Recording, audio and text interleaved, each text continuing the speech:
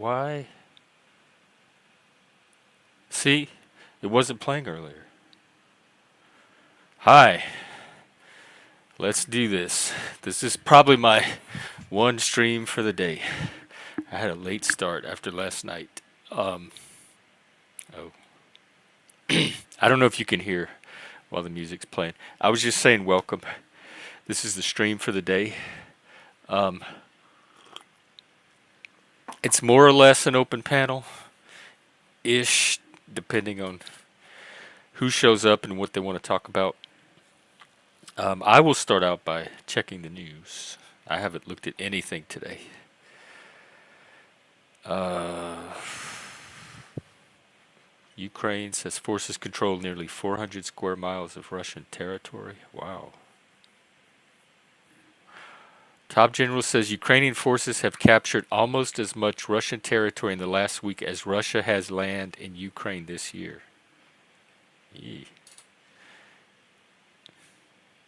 All right, something's going on with Elon. The EU sends a warning letter to Musk ahead of the Trump interview. Oh, is Trump?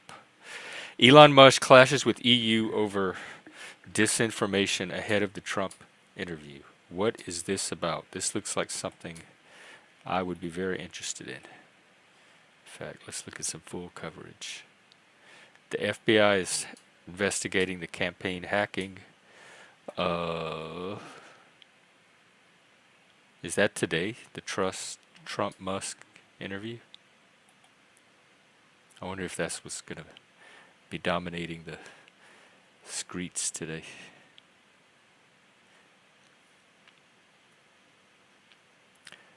Will interview on Monday night on X, marking the former president's. Okay, let's see. 8 p.m. Eastern, so that's in like 10 minutes, right? I should have. I wonder if he'll let me live stream it. We use X spaces.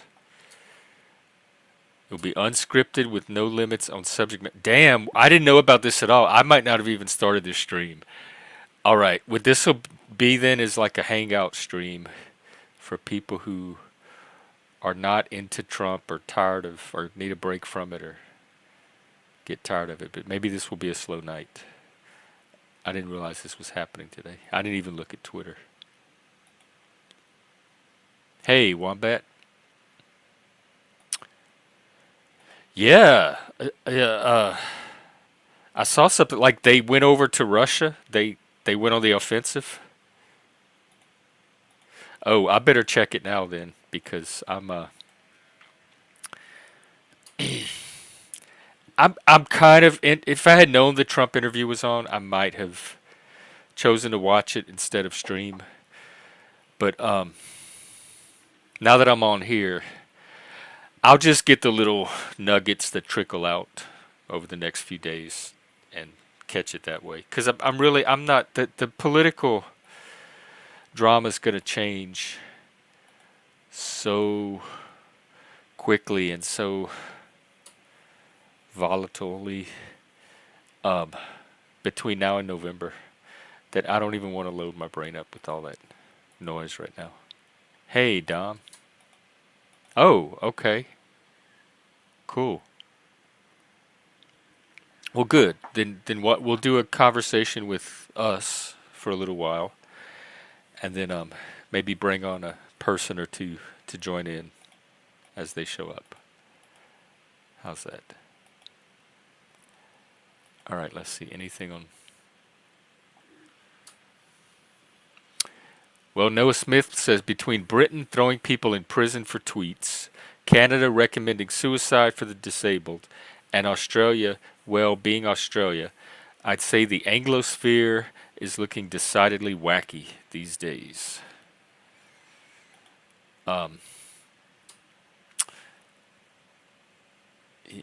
We're weird. WEIRD.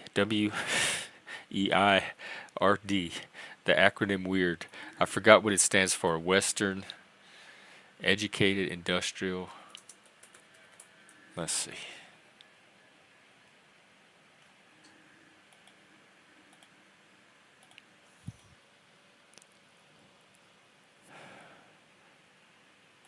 Of course, this is going to be hard to Google. Let's see. Western educated. Where did it go? I just had it. Hang on.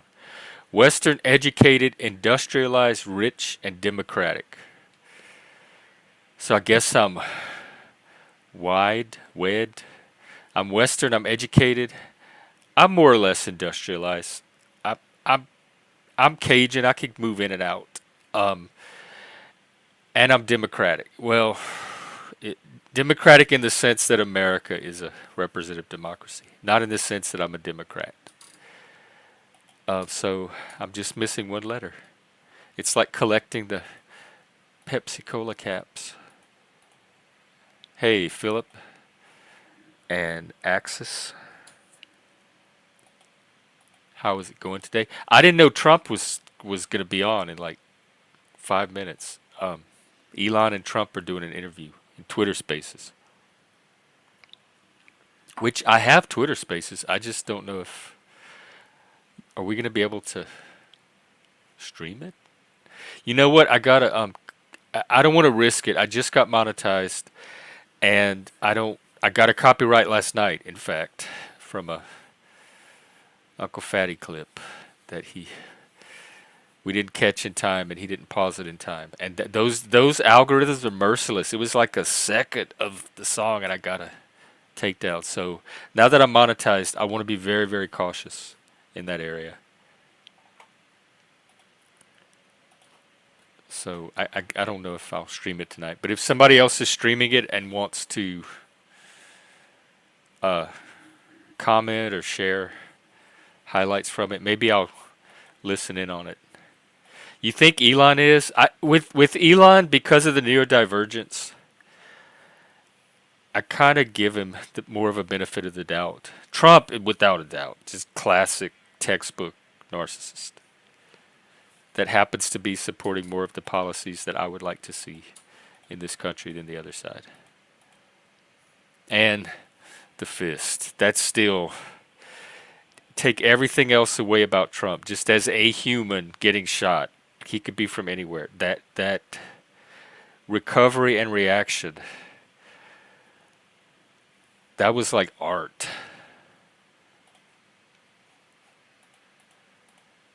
That was iconic for me, and it made a very deep impression on my lizard brain psyche.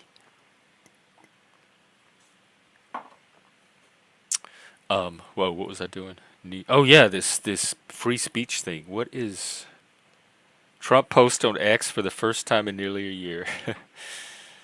Oh, see, he's softening up. That line wasn't as hard as he thought it was. All right, I want to hear about this free speech thing. That's why I pulled this up. Where is that news?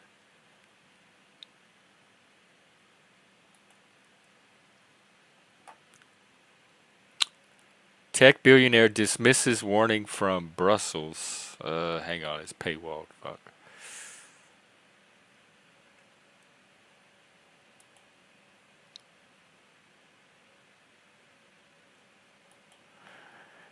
All right, EU sends warning letter to Musk. A warning letter. Oh, okay, from the EU to Elon here in America.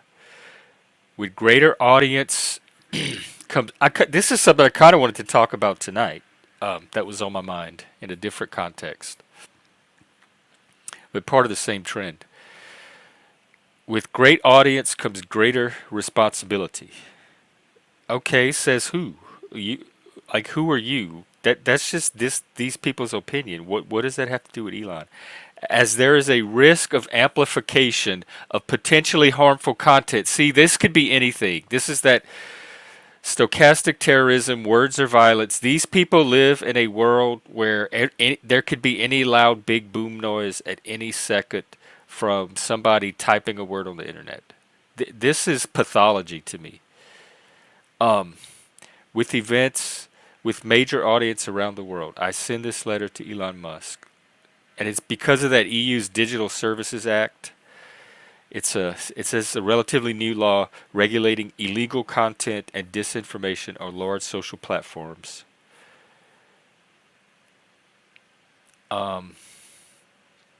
They say X already has measures in place to prevent amplification of harmful content.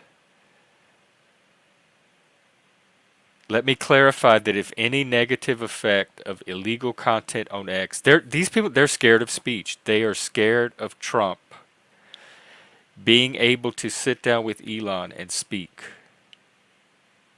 And this is also the EU, so it's not America.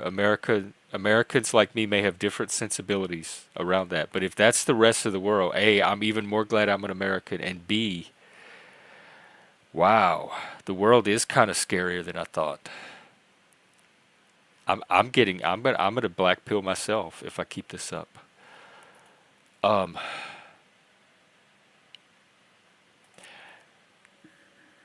Thank you, you too, Axis. I've enjoyed the chats lately. Um, Handler people. Do you think internet? Do you think that would help him or hurt him? Because maybe I should go antler for Harris as a spoiler. What do you call a saboteur? A mole. They'd probably go for it because it would be some new self-expression identity thing, and I'd be like the new oppressed underclass, and I would get a lot of momentum and clout, and I could go spoil her campaign. Well, no, because the idea is it's supposed to turn people off. So I have to make it really weird. So they associate Harris with me, and they're like, "Oh God, no, that's just a line too far. We'll stick with the fist." Well, I don't know what this has to do with free speech, but I guess it's an interesting trivia fact about Elon. Hey, Shady. All right, let me get back to this free speech business because this bothers me. This little warning, like, let me clarify that if any negative effect, so it was already like the presumption or the assumption or expectation was already out there. It's already been imposed, like just somehow. But now he's clarifying something that exists already. He's clarifying that if any negative effect of illegal content defined by who, because each country has different laws around illegal content, and ours, I believe, are different than Belgium or the EU or wherever this comes from, may be relevant in the context of the ongoing proceedings and of the overall assessment of X's compliance with EU law. Oh, so is X under like examination to see if it's in compliance with the law, and if they step out of the lines, the subjective arbitrary lines that these people have in their head as somehow already in place but need clarifying, then that could affect the outcome of that application. That seems like bullying and manipulation. Yeah, this is kind of soft authoritarianism or soft bullying.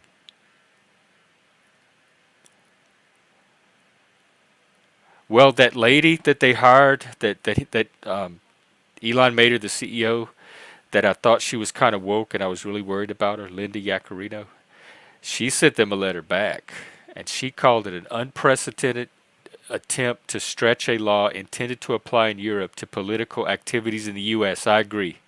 I agree. It also patronizes European citizens, suggesting that they are incapable of listening to a conversation and drawing their own conclusions. Oh, I like her. Let's see. Musk himself responded with a meme. He's like, I'll just send him a meme from Tropic Thunder saying,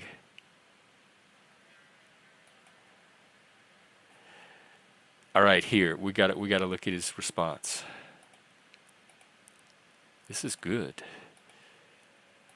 To be honest, I really never wanted to respond with this Tropic Thunder meme, but I would never do something so rude and irresponsible. Take a big step back and literally...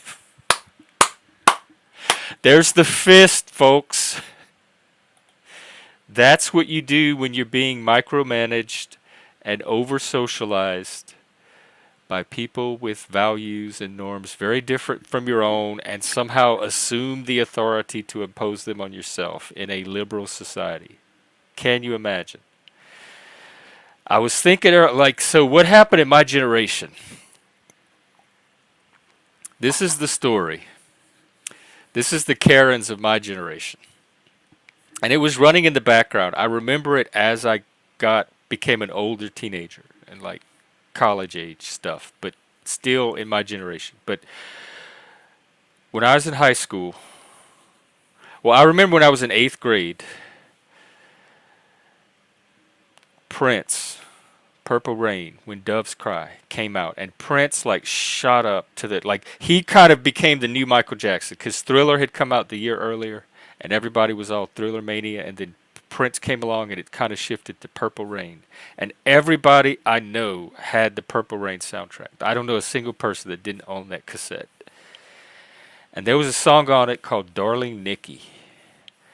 And one of the lyrics was about her masturbating with a magazine. And I always thought, because I didn't know this was like this was right around the cusp of me being sexually active. But I didn't know, because Nikki was a female, I presume. But I thought she had the magazine rolled up into a tube. I was like using it like a sex toy. And my friend pointed out how much paper cuts. But actually, she was like, she was like looking at a magazine while she was like porn. So I heard the song completely wrong. But another person that heard the song was Miss Tipper Gore, who had an 11-year-old daughter, like a year or so younger than me, who also had that cassette and was listening to that song.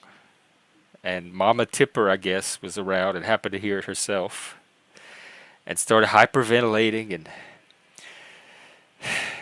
if there's one thing I know about middle class, upper white people, liberal, particularly on the female side, and working class and urban black culture. In fact, I had a black friend tell me this one time. He said, "You know what you know why?" He says, why why white people don't like us? There's 3 things. He said, we're too emotional, too loud, and too intense, or something like that. And I said, oh, those are the same exact things they don't like me for. And that guy is my best friend up here to this day. There's something about the raw sexuality and emotionality of the black culture, or maybe the lower classes or working classes, but as very visible in the black culture. This came out in the days of Little Richard and Chuck Berry, Elvis shaking his hips. In fact, I think in one of their papers for making the case for what I'm about to talk about, they even refer to how far things have come since Elvis first shook his hip. So, like, talking about degeneracy and moral degradation and sexual, what they call indecency, degeneracy, or whatever, and protecting the kids, protecting the future generation.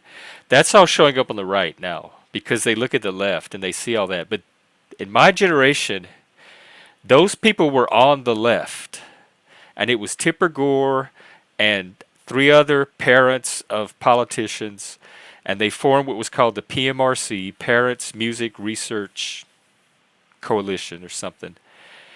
And they were concerned about these lyrics that were showing up in the music that the kids were listening to. And they had a list of several songs. In fact, I should pull it up. And I like, me and my friends listened to more than half of these songs. So these were a bunch of white ladies that were worried about the music we were listening to and wanted to put stickers so that other parents could know what to buy their kids and not buy their kids. And the artists were concerned that this would affect their sales. And in some cases it did. In some cases it boosted the sales. And their argument was that because movies have a movie rating system, that music needs a music rating system. And my generation of kids, this is when, like, alternative rock was taking off, slacker culture, industrial, grunge.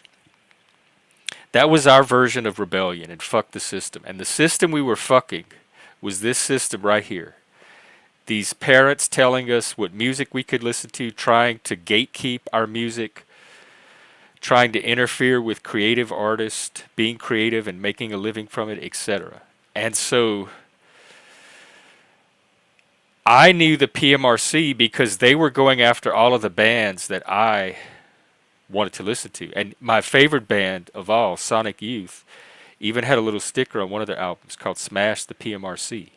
And so I was automatically siding with, and these were both on the left. All of these bands were on the left. They were like anarcho leftist punks. To this day, they're all pretty much still woke. And they were fighting this authoritarian, moral, righteous, like prudish, Karenish from the left that we now see in the woke. So I guess it was just striking to me how these two strands that I'm so like resistant to this day showed up in my own world, even in my day. The players were there, the battles were there, the tensions were there, except it's like somehow the left. Where are the rebels now? Where are the free speech rebels on the left? Where are these bands saying smash the PMRC? Fuck all this shit. Like they were. That's one reason I am like I am today, because I thought, like, I value free speech today. These were my people that were creating the culture that I wanted to live in around these values. And now it's like the Tipper Gore, the PMRC ladies, they're running the show, and everybody's embraced that type of authoritarianism. They're policing speech, harm, violence. The EU doesn't want Elon to talk to Trump because, oh my God, think of the children. The horrors that could happen if you allow people to be too free with their speech. Like, I'm just seeing so many through lines. I'm sure it's very different today, different groups, but the values are still there and being fought over. And I first registered to vote in 1992 to vote for Bill Clinton. I was so moved by the campaign I was seeing on MTV and TV and the possibility of gays in the military and possibly even gay rights, which we couldn't even imagine at the time. We were just now even becoming, like, coming out socially. And this PMRC thing was about, well, the hearings were like in '85. Twisted Sister, John Denver, music artists, went and testified among Congress to talk about how bad of an idea they thought this was. You should watch Dee Snider's testimony on YouTube.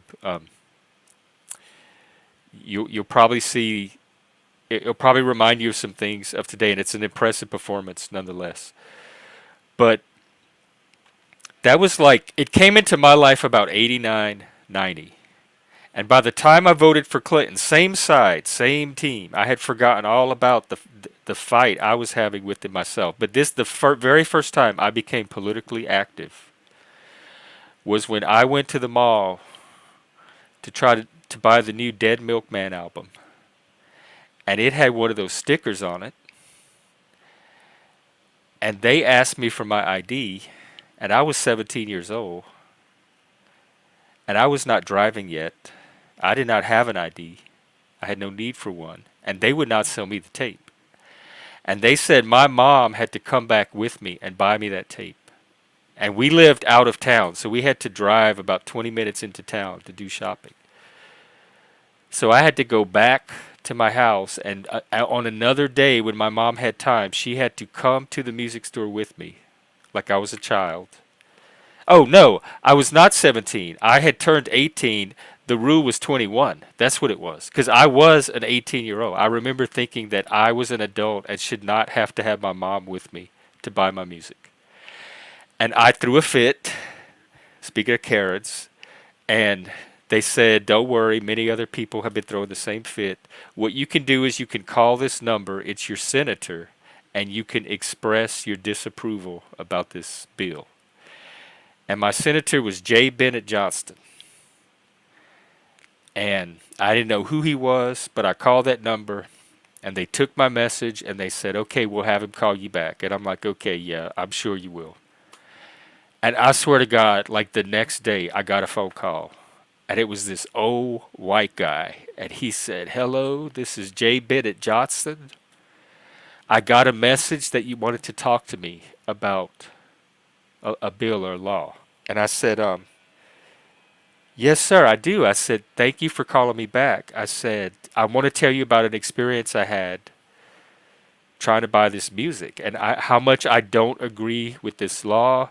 I'm an adult. I'm capable of determining what music I listen to and expose my. I don't need to be babysit. The same arguments you hear me say on here on stream all the time about policing people's speech and expression and emotion. I would say to J. Bennett Johnson in 1989 on this phone call or somewhere thereabouts.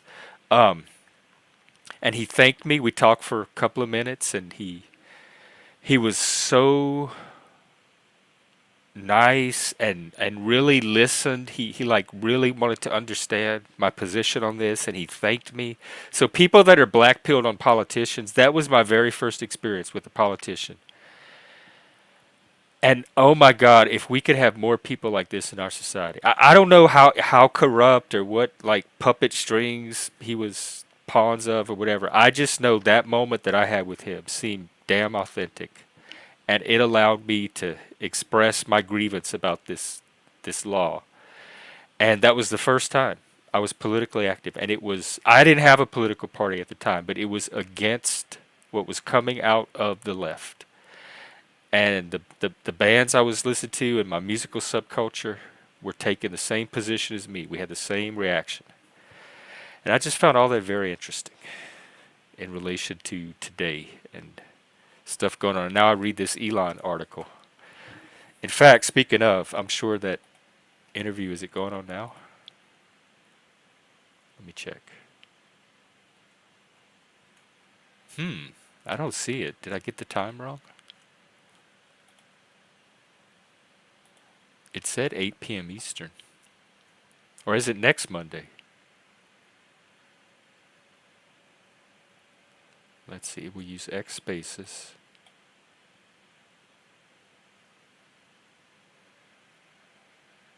Live on X, a conversation. Oh, let's see, with Donald Trump. How do you get to it? Trump and Elon interview. Oh, it looks like it got pushed back. Because they have it for 6 p.m. on my Twitter. Which would be 9 p.m. Eastern. So anyway, yeah, it's set for in another 45 minutes. So I guess that's all I wanted to say about. Did I put the link, by the way? I thought it was pinned. It should be pinned. If it's not, let me know. Let me check. All right, and I'll look at comments.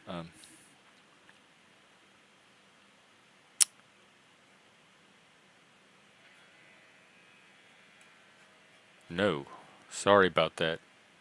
I meant to put the link. Here we go.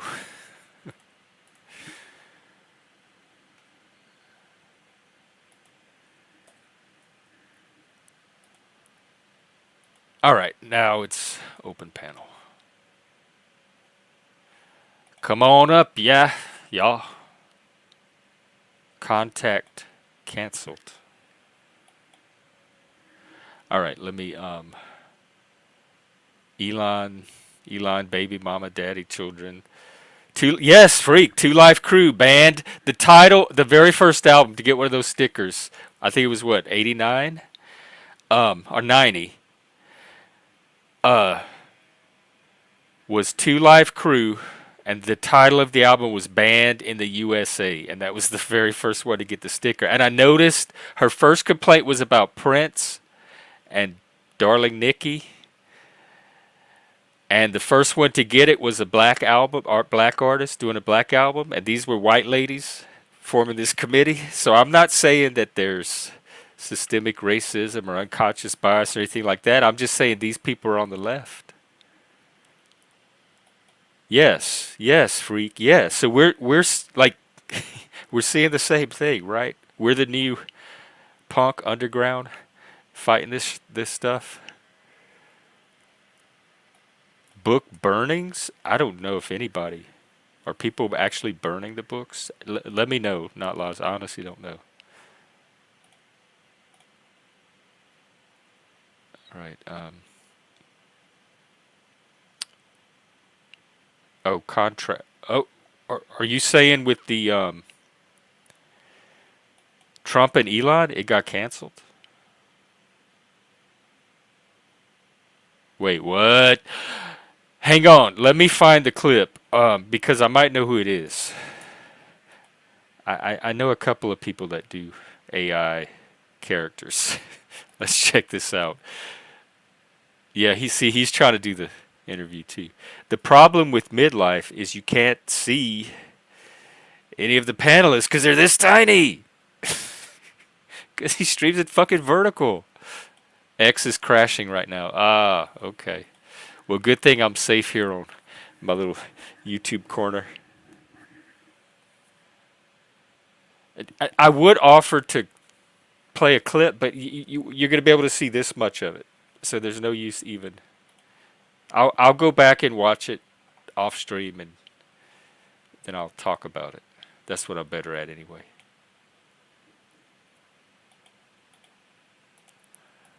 All right. Well, since I forgot to put the link, I'll keep the panel going a while longer in case anyone wants to come up and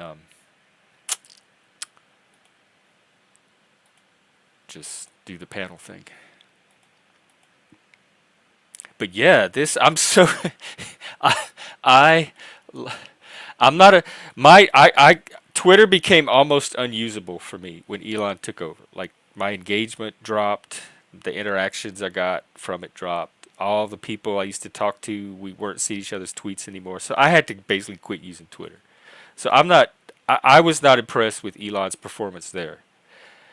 But like politically and the way we see the world right now, socially, culturally, that response with that meme, that makes him the fist and that meme response, like how that's heroic to me. That's the kind of heroism that I mean, some of it's like juvenile and bratty, but this is the tech crowd, and I don't mind that.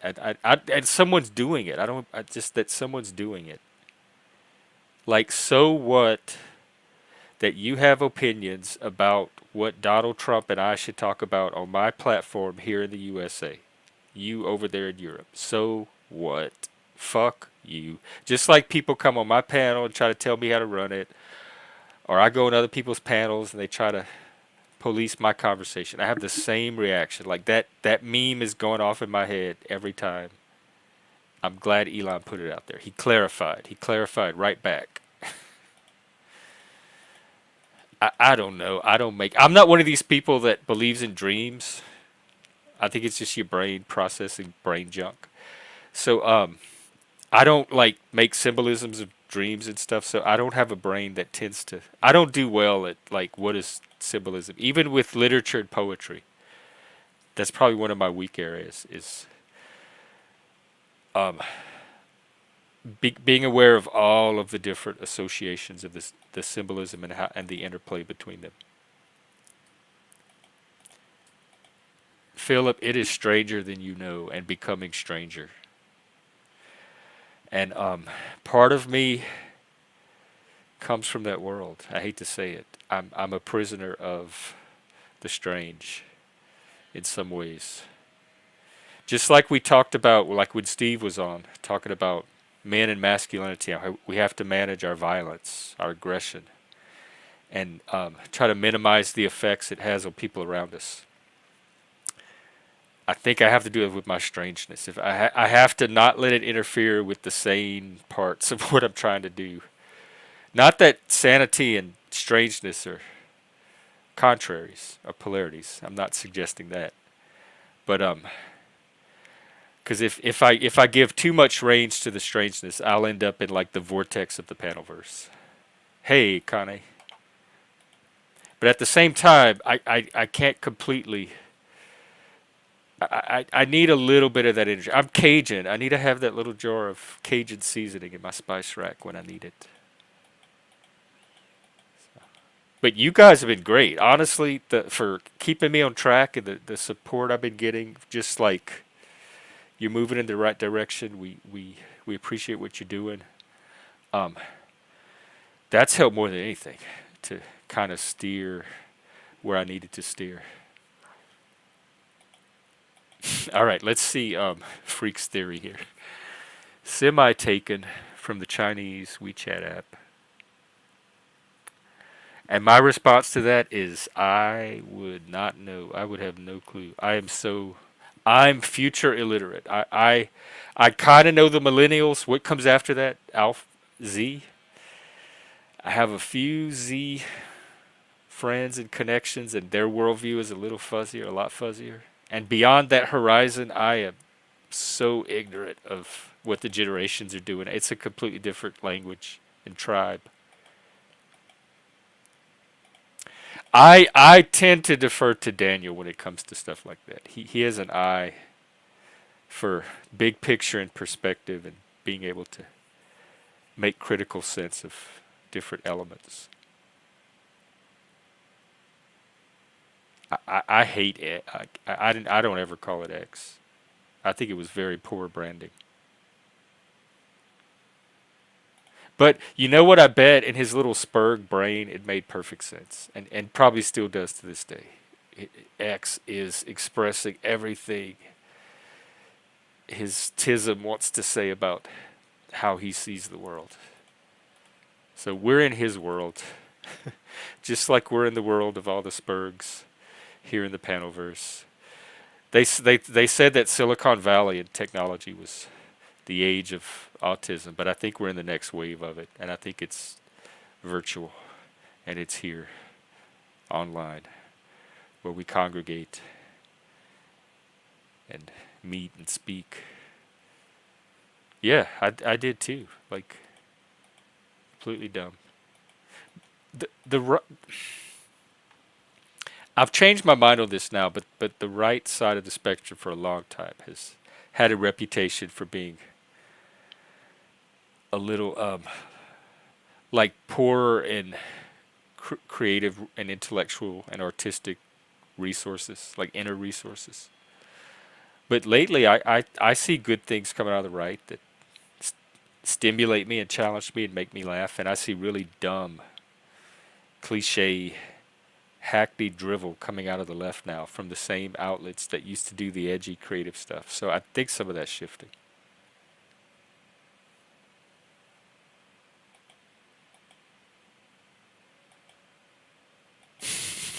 You think you think you've tapped into the psyche of the tech lords, tech bros. You might be right. Who knows? That might be what they think about. Hey, Spike. Speaking of, yes. Weird. Is there a symbol I like? I use the upside down pentagram just because it represents my Satanism. I did for a while like the rainbow infinity for autism, but the neuroqueer movement co-opted it, and they're like the militant woke version of the intersection of LGB alphabet and autism. And like everything, they're oppressed. The neurotypical system is designed to keep people like us from participating in it on an equal footing, and we have to tear it down and dismantle it. They're that militant activist wing, and they have the rainbow infinity now. So um, I don't know. I guess maybe I'm not really a symbol person. I like the Baphomet, like the skull, the one that shows up on my T-shirts sometimes. I like him a lot. Lately, the fist, the fist. I like that the fist. If that's a symbol, you think? Because Daniel, they say this about skyscrapers too, and pyramids and monuments, and then like in Dubai and Saudi Arabia, they try to put up the wildest, fanciest building. So really, I'm really not saying you're wrong. I mean, Freud might back you up here. I definitely think it's tied to status, like display of status, peacocking or uh, barrel chest beating. It probably is something evo psych deeply embedded in the male, if there's a male psyche. Um, it seems to be more of a male thing.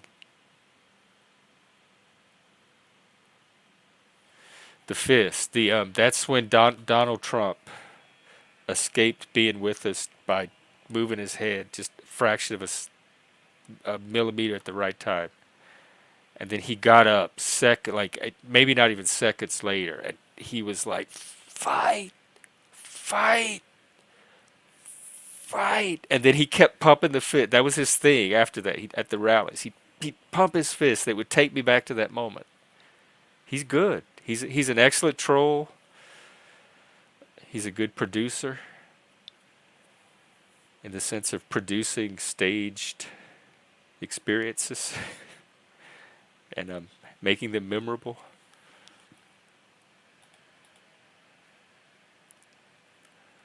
Well, what I might do then, if there's no panel, is I might end before 6 p.m. and go watch that interview, and then I could always come back and do a stream in the evening, and we could go into the wee hours.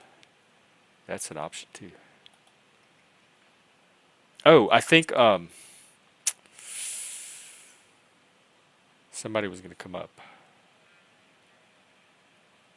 Man, that much time has passed already. Dom. Dom may come up. So I'll hold it open a little while longer. Ooh, shit. Oop. I just poured. See, this is the dyspraxia. I poured coffee all over. And somehow I have this ability. I think it's part of my gifts. I can turn the smallest amount of liquid inside of a cup or a container into a lake, pond, or ocean by the time I knock it out of the cup and it disperses itself across the room. Because there is more coffee right now on my floor, on my leg, and on my desk than was ever in that cup to begin with, because I had about 2 sips of it left. So that was my superpower at work. Jesus could do stuff with wine. I could do it with all kinds of liquids. I can't turn it to different substances, but I could increase the volume of it.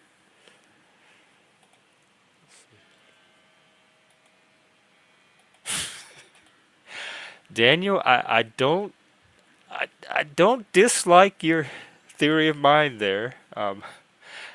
My suspicion is it's a little more, especially when it comes to Elon and the neurodivergence. It's a little more subtle and nuanced. And with Donald, it probably is a little more basic and lizard-brained and predictable. But even Donald has been surprising me lately. Um, so now I need to not only get another cup, but I need to go do some light housekeeping. Uh, yes. So let me see if I could. Maybe there's a stream I can trust you with. Midlife, perhaps. Uh, he's vertical. It's good. Oracle is doing another men versus women panel, and considering, well, hang on, there's some people on it that I don't care to stream, so scratch that. Let's see.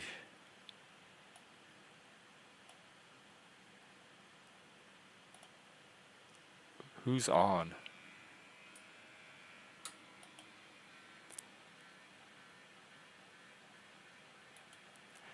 Okay, midlife is having a conversation with somebody about Elon, and they're not on the same page, so that might be interesting enough to carry me through a cup of coffee. I'm just putting my show in the hands of midlife and this weirdo guest. Oh, The it's point I'm Rocky. trying to make Okay, is without Twitter, there is no Tesla or SpaceX because there's I no. can't. I'm sorry. I can't subject y'all to this. I care too much about about you, your intellect, your minds, your taste level. I can't do this to you. I'll have to find another video. Uh, you know what? Why don't we do this? I'm gonna do Mr. Jack Talcott a little solid here. He said his stream yesterday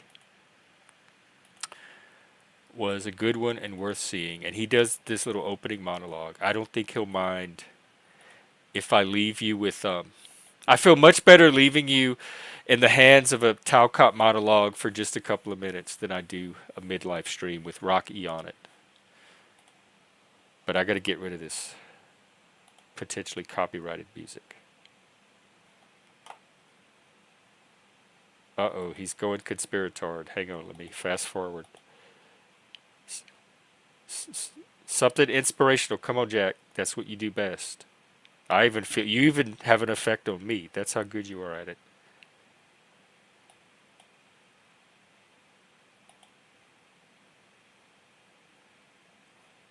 All right. You might hate me for this, but it's only going to be a few minutes. It's only going to hurt for a little bit. I'll be right back. Or mistakes. We're here to make, and we're here to learn from our mistakes and correct the mistakes we've made. And this is where it comes into being responsible. Every one of us, as we go through our day, when we go through our exchanges with one another, we got to be, we hold a responsibility. Are we leaving damage? Are we leaving trash? Are we making a mess between relationships, between friendships? Are we making a mess in the society, in the world? What are we doing, right? We've got a shared responsibility to grow and to overcome our fears and to overcome our hates. Here, I'm going to go ahead. All right, I'm here, my babies. Sorry about that. Um, that wasn't too painful. I hope that didn't hurt too much. All right, I'm back. Let's get that. Don't.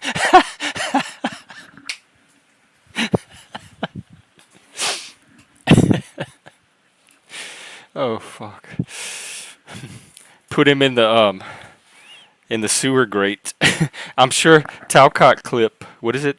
Is that the name of the channel? Might have already done something like that. Oh, okay. I'm sorry, Disc. Well, it's good to see all of you. Nonetheless,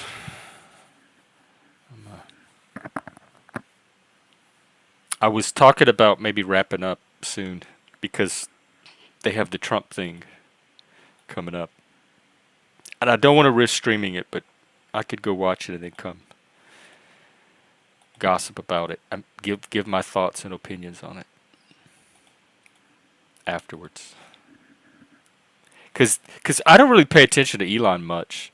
So this would give me a chance to kind of get a sense of Elon as well.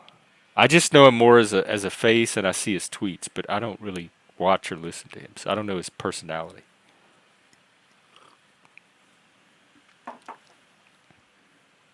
But I see Elon through a Spurg lens, and so I notice things other people don't that have significance for me, but then I also filter out things that other people take into account. So like we could both watch an Elon video and still be working off of completely different data sets and fitting it into a completely different narrative or theory of mind.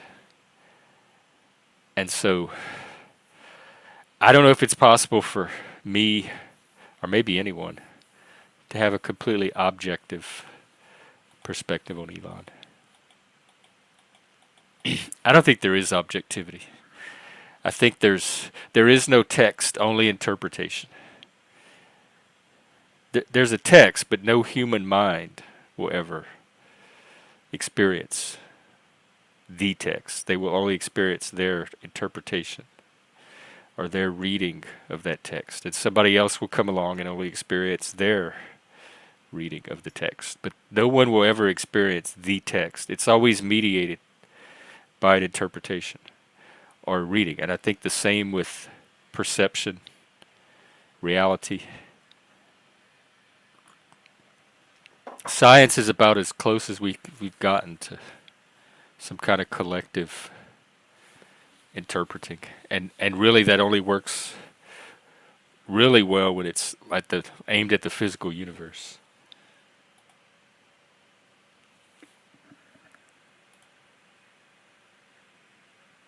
Yeah, that's why, Daniel, this is a perfect reason why I don't pay attention to any of this stuff. There's people are going to find so many ironies and inconsistencies and tangles, and none of, like, I'd say over 60% of it is not going to make sense. And so it's part of it's not psyop. What do they call it? A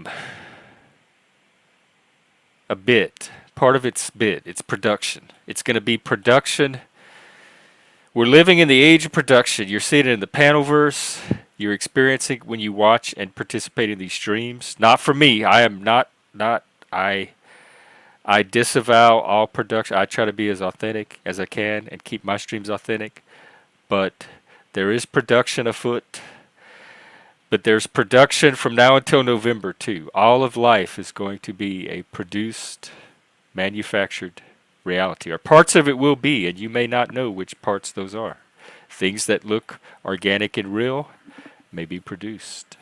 They, in fact, on Survivor, we watched it recently, and they had a couple of players looking for an idol, an immunity idol, hidden in the jungle because that would protect them from getting voted out that week. And some other players had the idea to take somebody's existing idol and give it to another player without an idol and have them go and pretend to find it so that these people looking for it would think it was found and they would quit looking for the real one. And they pulled it off. So this guy has this other guy's idol. He's out in the jungle and he pretends to pick it off the ground and find it and hold it, and the other people see him do this and they're like, okay, well, we might as well stop looking. And all of that was a production. So what the two people thought they were seeing, which was a guy find an idol, was actually planned and produced and coordinated, orchestrated in advance. And then they kept the illusion going the whole rest of the show. They would like make comments at the guy's idol and how he found it to make it seem legit, but it was all produced. And so that happens on social media. It happens in media. It's going to happen in this election cycle. It may be happening in your personal life if you have one or more Machiavels in them.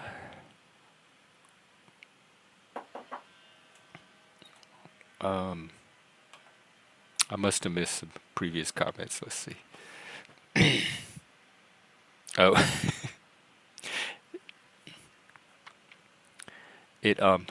It's cooling off just a slight bit here, so I felt comfortable enough to have some sleeves today.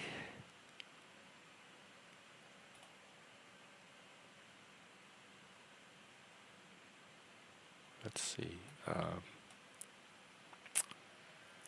I never did watch American Idol, but I did watch some of the auditions, which were way more entertaining than anything I saw. I think the thing I didn't like about Idol was the audience voted. And reality shows where the audience determines the outcome are not interesting to me. I like it when the players themselves, through their own gameplay, social skill, ingenuity, Machiavellianism, or like bring about their own outcome. Just watching America register its opinion doesn't. It wasn't enough entertainment value for me. Okay, looks like we have us a little panel. Welcome, Philip. Mic check. Mike, correct. Awesome. How you doing? Pretty good. How are you? I'm good. I'm tired from a hard days of work, but other than that, I'm good. I love it. Are you watching the Trump interview or listening to it? If someone is streaming it, I will. Looks like Midbro might be. I'm worried about copyright. I Because don't. even that Olympic ceremony, like whoever owned that clamped down and started copywriting everybody that was streaming their footage. Well, the Olympics is a bit different. They're really, yeah, they're really, yeah, they're different. They're different, and a lot of stuff was news broadcasting, so a lot of people are using stuff from the news that's already owned. I wonder if he's going to have it on YouTube too. But I thought Probably you not, brought. because he wants people on his platform. But Um, somebody might be streaming it, right? well, I would think that they would multicast it. They could, on every platform. Let's see. Watch live. I don't know. When the Times of India is one of the top search results, I might just stick to Twitter. What do you think the topic's going to be about between Elon and Trump? Like, You what would have a they talk about? Spurg and Trump, a Spurg and a troll. So, What is if you've watched enough of these panels, you might have a good idea of how the conversation would go. does Elon really spurg? I haven't seen that. He's a Spurg. I don't know if he Spurgs, but he's a Spurg. Oh, I get what you're saying. I get what you're saying. So you brought up a good point earlier. I wanted to kind of get into is the game. How much is playing the game bad, and how much is playing the game good? I think it depends on your goals, because people that know how to play the game and are comfortable playing it can be very valuable. In fact, a lot of times they're your providers. They're the people that know how to go out and make things happen. Because I think in a lot of, in probably more context than not, in modern society, there is a game element and you have to know it and be able to play it. Um, my goals are similar actually. I just need to find a way to get there without playing the game, because it's not my game. It, I don't, I don't want to play somebody else's game. Um, that puts me at a disadvantage, and that doesn't give me the maximum chance to achieve the goals I'm trying to achieve than if I was in charge of my own game. But people that can play the game, it's definitely a path forward to a lot of goals. So you think that each person has their own game, and it's not just a game of life. It's one big game. Yeah, I think like there's so many games, because like a single workplace or organization could be a game. They could have a whole game going on in your department. But then like um, entire industries can be games. Things like the panelverse can be games. Your social life, depending on what you're involved in socially, like social clubs, organizations, that could be. I know what the field I work in, peer support. Oh my God, nothing but a big game. There's so much politicking and producing and secret survivor playing when all of the peers get together to talk about mental health and policy and what should the priorities be this year, et cetera, et cetera. Um, I see game playing everywhere, and there's different types of games. Like I think men that work in corporate environments, that like no, there's a certain type of game you play to rise to the top that I think a lot of men are good at, because that's kind of their world. And then I think women play kind of this social, um, like people game, like who's networked with who's where is who in whose social group, and on whose pecking order, and influencing and manipulating things from the social angle. So there's different types of games, and there's different people that are good at playing the different types of games. So I guess if you're going to play somebody else's game, at least know the game and be good at it. And if you are, then that's a path to success. If you're going to play your own game, just be aware of like what arena you're playing in and what your goals are. I find that a great characteristic or trait of yours is that the game that you want to play You want to be able to sleep well at night, not be able, you know what I mean? Like you don't want to be able to have like keep an eye open because you're afraid, someone's looking to stab you while you're sleeping. I hate that feeling. I cannot get to sleep. The rare few times that it's been rare, like I have to be able to sleep at night. That and I have two goals. This is my two game goals through every single day. My mental health and being able to sleep at night, which I guess is conscience or integrity or something. So like if those are levels on a video game, my goal is to keep my levels, those two levels up throughout the day so that by the end of the day they're still as high as possible than when the day started. And so all of my games are geared, if I'm playing them at all, are geared around keeping those numbers up in those two traits. Have But you then ever that's seen, my personal goal for my life, and somebody else might have a different goal, like to provide for their family, etc. have you ever seen anybody remove themselves from the game? Oh, you What mean what's like other than physically like a remove? for Yeah, example, like look at all the people that go off like out in the homeless. woods. Yeah, homeless. People go Yeah, out in the woods. Yeah. What do you think about people those that check people? out of society, people that go off grid. I have a good friend that does the permaculture and sustainable living stuff. He's kind of detached from society. Yeah, you have your hermits and your introverts, but they're kind of playing their own game too. Like Steve that comes up here, the guy in Spain that Is kind of is nomads around. is game the right word to use? Because we're just like it's a blanket term. I know.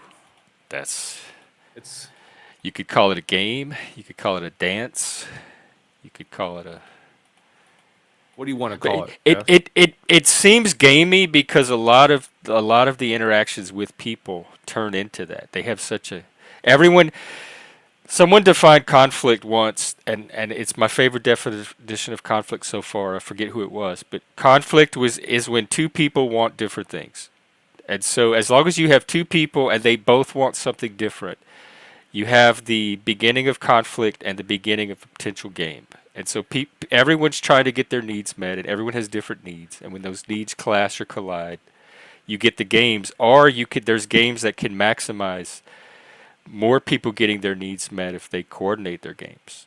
And so there's those type of games. But they all seem to be social games. They seem to all be games where some groups advance or gain status and others don't. That's what And I'm making learning to sure do right now. your part of the game is the one that's getting you advanced and not somebody advancing ahead of you. It like the status game and like Jordan Yeah, Peterson and the Lobsters. yeah. I'm learning to play that game right now. I'm doing all the DEI videos. Every year, I have to watch the same corporate violence video uh, between March through February. Even though I watched it last year, even though I don't have any records, any kind of instances, everybody has to watch that video. I do that every year. What is corporate violence? Oh, corporate violence in the workplace. Anything could be a tool with the wrong intent. Oh, Anything you like use as a they're weapon. still talking Yeah, about physical violence then. physical violence, potential physical, recognizing potential violences, what to do in a violent situation, corporate violence. Okay. hmm hmm What leads to violent situations. Do they get into like the racism stuff? And hmm hmm oh, hmm Yeah, it's a full on. Yeah, every how year does I have that to tie review into it. violence? Like, Because making fun of someone's race can make them a disgruntled employee, which can make them, my God. pick up an object to throw at somebody. So it's not that hearing something negative about their race might be psychological violence to them. It's that it might cause them to become violent to somebody else. It's a strange thing. It's Some so strange. corporations, some corporations will go to a village, build a fucking building, and then say it's just business. Do they call them corporate reparations? No, but I like the pun. Oh, I liked yours too. No, I'm serious. Like, Oh, you guys are talking about corporate, like, violence. yeah. To me, So I was that's saying, one of those weaponized those terms corporation. that can become anything, so it's easily weaponized. Well, my version is a corporation going to an area, Dude, did you know there's areas on Earth you can get Coca-Cola, but you can't get water? Like that is what I would consider Oh, corporate corporate violence. violence. Yeah. Whatever. Yeah, or how about a corporation going in and buying all the low income housing, and then they'll jack the prices on it, so they'll change their overall housing prices and market. I heard about that. I We guess. looked at that on stream one day because someone made the claim that that was what was predominantly responsible for the housing crisis. So we looked into it, and yes, that does happen, but it's at such a small percent that it's not having any significant impact, or it's like one of the fourth or fifth factors contributing to the housing crisis. But there's others that are way more salient. I'm really surprised this whole caravan life is becoming a big thing now. What is? YouTube a caravan life, living out in like a bus, or living out in the wilderness, like off grid, like Oh my God! mobile living. Don't I don't even know how to talk to call me it. about it. I'm Why? serious. I might not even be here tomorrow. I saw all those, and I saw Oh. the best one to get is a Sprinter van, Yeah. and I can't remember, like it's like the Sprinter long van? one, but like no, you don't. Dude, you can. My buddy just puts a cap on the back of his truck. That's And what we like, used to have. Those yeah, little yeah. canopies. No, he just puts a cap, like a truck cap, Mhm. and he'll Oh. drive out to like, I don't know, like Idaho and all sorts of crazy places, and just sleep in the truck, bro. Yeah, I'm thinking about Welcome, doing that. Dom. I don't know if I want to do truck travel or train travel. Oh, that's right. You're the one doing the luxury Yeah, trip. yeah. So I've been doing research on luxury train travel, just because, like, if I'm gonna, I want to check out the United States. Do I really want to be driving around all over the place, or do I want to be sitting down, like, sit down and like, just watch the scenery go by, and then when I hit the important places, go out, try their food, and get back on the train, and then have a nice, Objectively, it's safer. that's what I mean. Like, it's less wear and tear on my vehicle.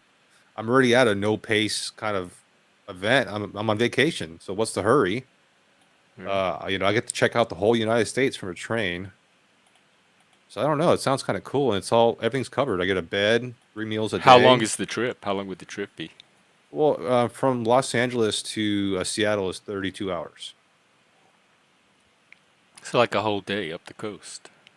Yeah, and it pretty much you leave in the Okay, you morning, could do you that. overnight trip, and you'll get there the next day, right? Dude, it's Or, like a 3-day bus trip or something from like LA to like so. West Virginia. And then there's one that goes from Colorado to Moab, Utah. That's supposed to be one of the nicest luxury liners in the world. So I'm gonna check that out. Yeah, I can travel the whole United States from train. So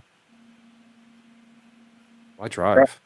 I heard underground they got bullet trains that the elite or whatever, like they don't travel on the fucking streets like us. I heard they got like they can get to LA from They got like the New lizard York in line. like 2 hours. They got the lizard power. They've figured out the power of the chameleon and free energy, and Yeah, exactly. LA to Seattle is amazing. And I guess they upgraded to the Starliner. Yeah.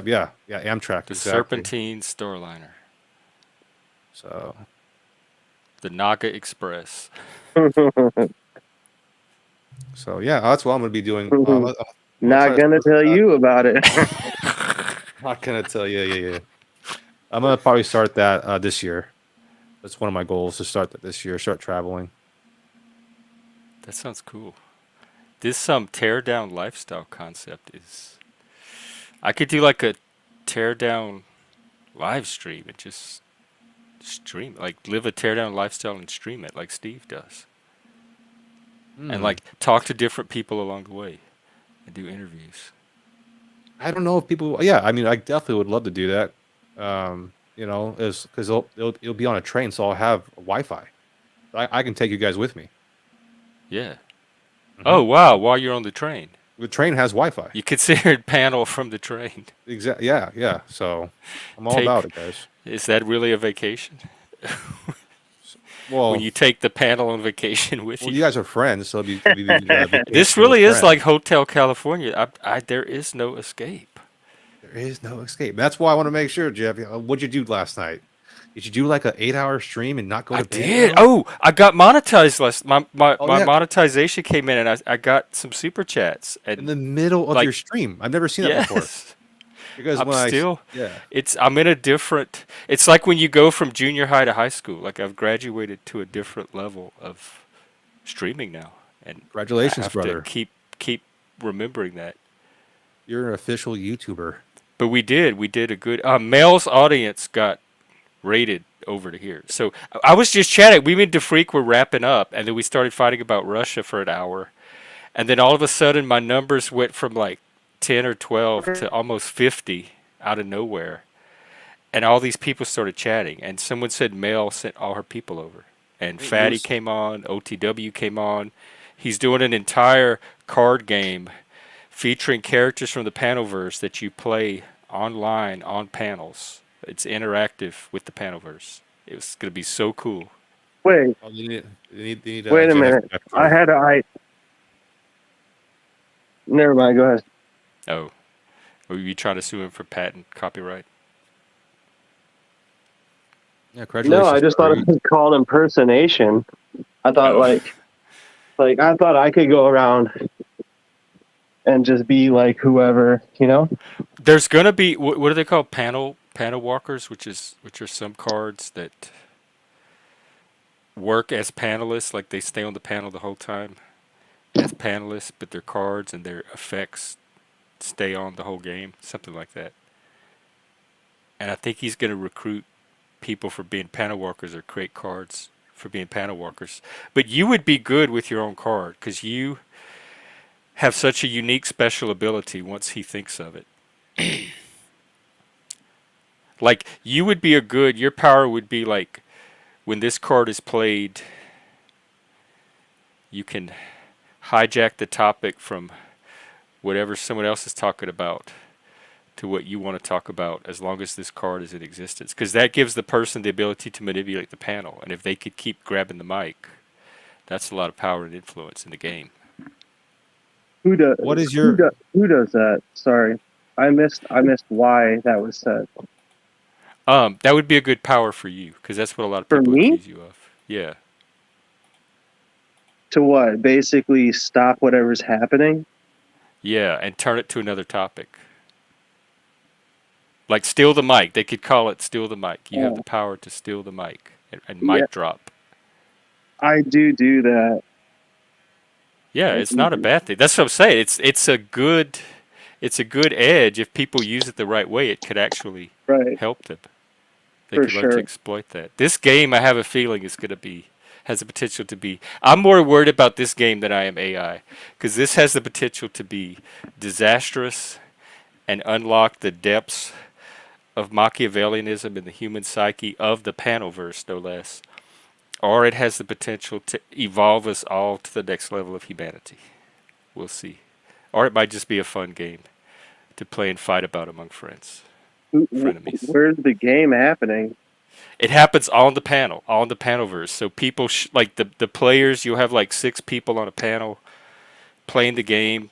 And the audience can play cards through Super Chat. So you pay to play certain cards, and then those cards can Oh, affect what the panelists do on the game. And they have storylines based on the existing panel lore. yo.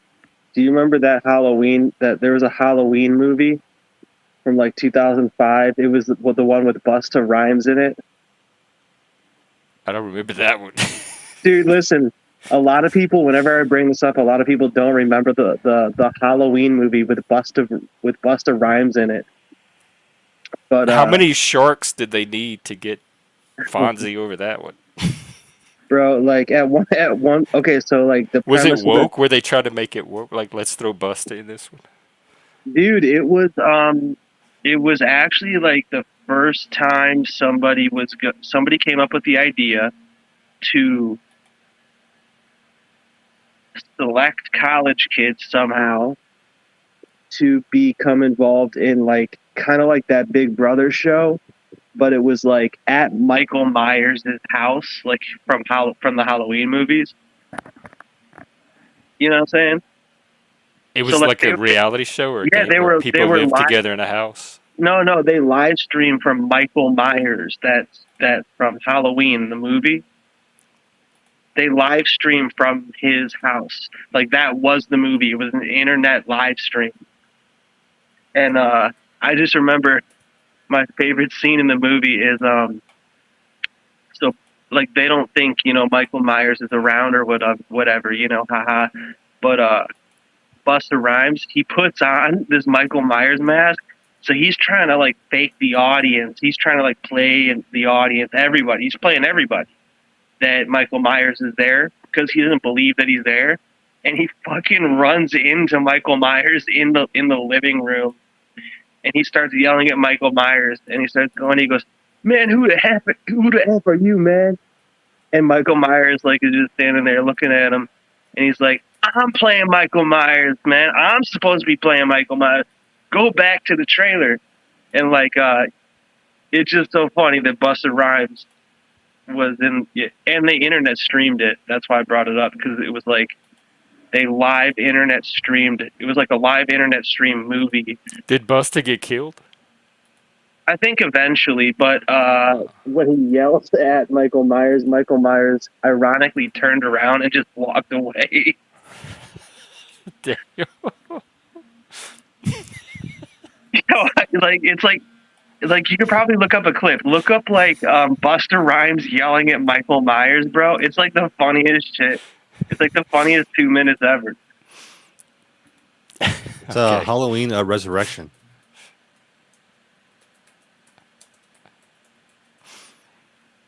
But they live streamed it, you know? Like I thought that was pretty cool. Is he burning? Is he on fire? Yeah, at the end he gets burnt real bad or whatever, and then of course, you know, Busta Rhymes versus Michael Myers. Okay, I found it. This could be scary. Ooh, it's tense. This is Was scary, Lanza. oh, dude, Michael you see him? Myers and Halloween all about the suspense, or did they show gore? They showed gore. Oh, they did. Unfortunately. Busta's good. This is some good acting. Are you watching it, Jeff? Yeah. Are you watching him yell at Michael Myers? Right now though? he's like, no, they're in the shadows, and he's telling the girl they have to be quiet. He's coming out of the shadows now. Ooh. Oh, so now they already know that. But you got to see before he knows that Michael's for real. He just thinks Michael Myers is some other actor. Oh, this is Michael throwing him across the room. This might not be the part. Dude, it's I have to find it Busta out. Rhymes fakes Michael Myers. Well, I don't know what else to search. The funniest shit. I remember Primus. They were okay. My friends were into them. That's the one that the bassist had those black eyes, contacts.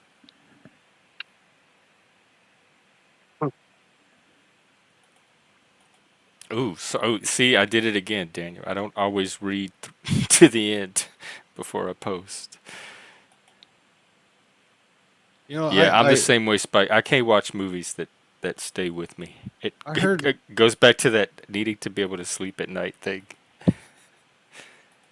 I heard Jamie Lee Curtis. There was something interesting about her and her sexuality, and I was just confused as a kid. And I was like, I thought she was hot, but then I heard she wasn't really. I don't know. I heard something strange. Did you hear anything about that, Jeff?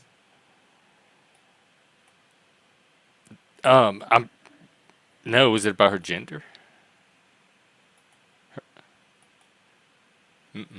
I can look it up, I guess.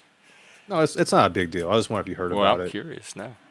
Yeah, there was a couple actors that are female that I guess aren't really female, and Jamie Lee Curtis was one of them. Yeah, that's what I was saying. Like maybe something about her gender. What did that turn out to be so? I Bex didn't get Bex would probably know. Bex would. I would Bex though. Oh, she's into this. But she had kids, so that's obviously not true. If she had kids, Yeah, but there's new category. There's all these like genotype. There's phenotypes, but there's these genotype, different types of women that I forgot what you call them. that can look like women but still have gender anomalies or something. I don't know. Get Bex to explain it. Bex, if you're out there and you want to It's come up and it's explain not a gender good to topic. us. It's not a good topic. You guys want Oh, to they talk said human they so trans. mutations? They're saying that's what I thought. They were saying she was trans. Oh, that see as usual, Daniel Price Yeah, but is she can't probably be making the most trans, right? If sense. she had a kid. No, one of her kids went trans. But Oh, or is that Chastity Bono? Cher's son, daughter. I don't know. I can't wait till trans becomes as uninteresting as gay is now. I don't know. It's always going to be interesting. It's a huge curveball for me. Like it throws like if I see a trans person, it captures my eye. I'm just like, whoa, what is that? And it takes a second, and I'm just like, bro, really? I had to take a second out of my day to be confused. Sorry. I guess I'm so used to it being from the gay community of seeing people on the edges of gender. Hmm. Yeah, I watched the Surreal Life. She was a guest, was one of the house guests one year, and it really humanized them. Like you got to see them as Chaz, this human that was this, that went through this experience, and is living positively and normally. And yeah. Now that this is good. People that y'all should watch the Chaz Bono on the Surreal Life. Like people that have resistance to trans, I think she's a good model of how it doesn't have to be freaky. Like it can be a normal thing. People can just be trans and have whatever medical adjustments they need and not have it be anything that society has to fall apart over. But I think people are not seeing just trans now. They're seeing extreme activism, extreme trans, extreme gender bending. I'm kind of confused because like I've seen myself go to the extreme to make myself happy. I've seen myself go to the extreme to make myself unhappy. Are these people going to the extreme to prove a point? Because I'm gonna these people take have them on good faith and believe what they say in their head that they feel misaligned with their body, and if they could appear more like the opposite gender to themselves, that they would be happy. Like their mental health would improve, their well-being, their sense of joy in life. I'm gonna take them at their word that that's what they're experiencing and that that's what they believe. Whether it actually does that, I think is up varies in each individual case. I think many people it does achieve that for them or close enough to it, and then some I think they realize it's not going to deliver them what they thought it would. And you have your detransitioners, but those rates are much lower, I think, than the transitioners. You guys, if you guys are talking about trans, man, I know so many people who like to follow trends. yeah. No, I see that. That's like I'm kind of thinking back in caveman times. If we were all in a tribe, we'll say 100 people, right? And there wasn't this option available. There was no doctor to help them with this, and there was no option at all to even think about this. Would they not be happy in the tribe? But And that's would what the I tribe keep not saying is, support what them? did they do before now? There weren't these mass waves of self-deletion. They somehow, they were with us this whole time, surviving somehow. Like so, it wasn't life or death. It might improve their life, it might improve their well-being, but there's never been an indication that this is life or death crisis if they don't get this, because they haven't gotten it for generations until now, and we still had trans people. Mm-hmm, mm-hmm, mm-hmm, mm-hmm, mm-hmm, mm-hmm. And the other thing you have to like going off what you said, Lanza, that you have to keep in mind is that there's some political and social pressure to disidentify out of certain categories, like white, or male, or straight. And so if you are those things, but there's this option to be this other thing that's less associated with that, a lot of people are going to take that. So I think you have the actual medical trans that do benefit from medical interventions. But then you have some people What that percent? just What feel percent? more comfortable seeing themselves as not male or not white or not straight, even though in any other time they would just be an ordinary straight white person or male person or whatever. So, in your opinion, what percentage of people, like in your whatever, use your logic, are trans, legitimate, without following a trend, without feeling, you know, unloved and just falling into a category that they're not really sure of because they're young? How many people are actually trans, like percentage wise, on the earth?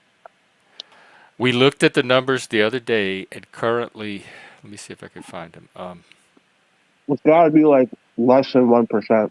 I just pulled them up. Let's see. Transgender currently. Now among LGBT, well, let's just do adults in it's 0.7%. This is U.S. So all adults in the U.S., 0.7% identify as trans, and those are the ones that saying I feel like this category trans describes me best. That's not necessarily the medical trans, which I think would be even smaller than the 0.7%. And then queer is the other category that people are identifying into. And that one's at 0.3%, so that's about half of what trans is. Yeah, I used to Wait, question. wait, wait, wait. Bisexual's the Oh, God. highest at 4% of the population. There's more trans than any. There's more trans than gays. No, there's. I thought there was too, but gays are 1.5%, and trans are only about half of that at 0.7. So it's like Oh, bis, and then about half that, and you get gays, and then half the gays again, and you get trans, roughly. And then half the trans, and you get queer, which is the plus. All the other that doesn't fit into trans or gay or bi. where do you think that? Where do you think that ideology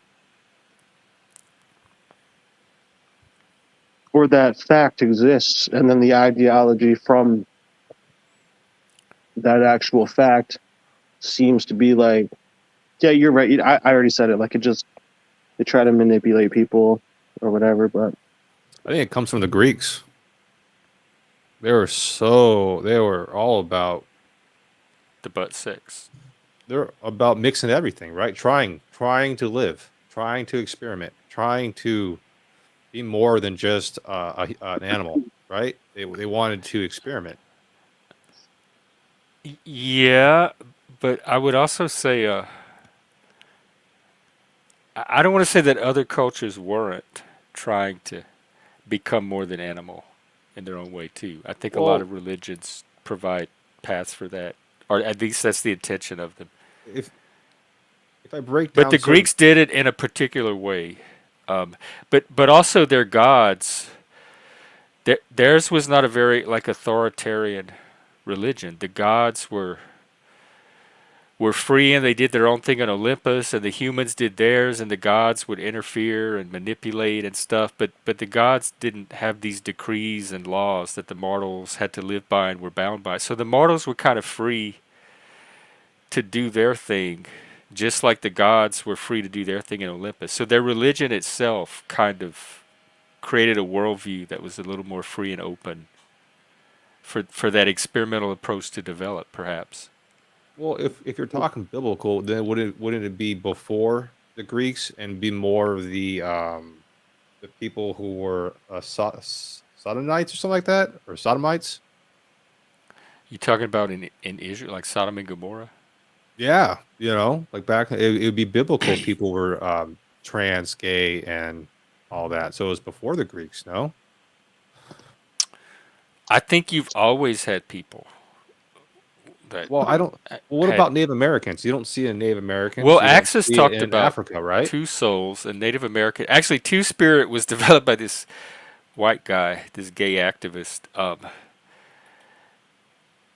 Each tribe has their own individual. There's not like one universal way that all natives do it called Two Spirit.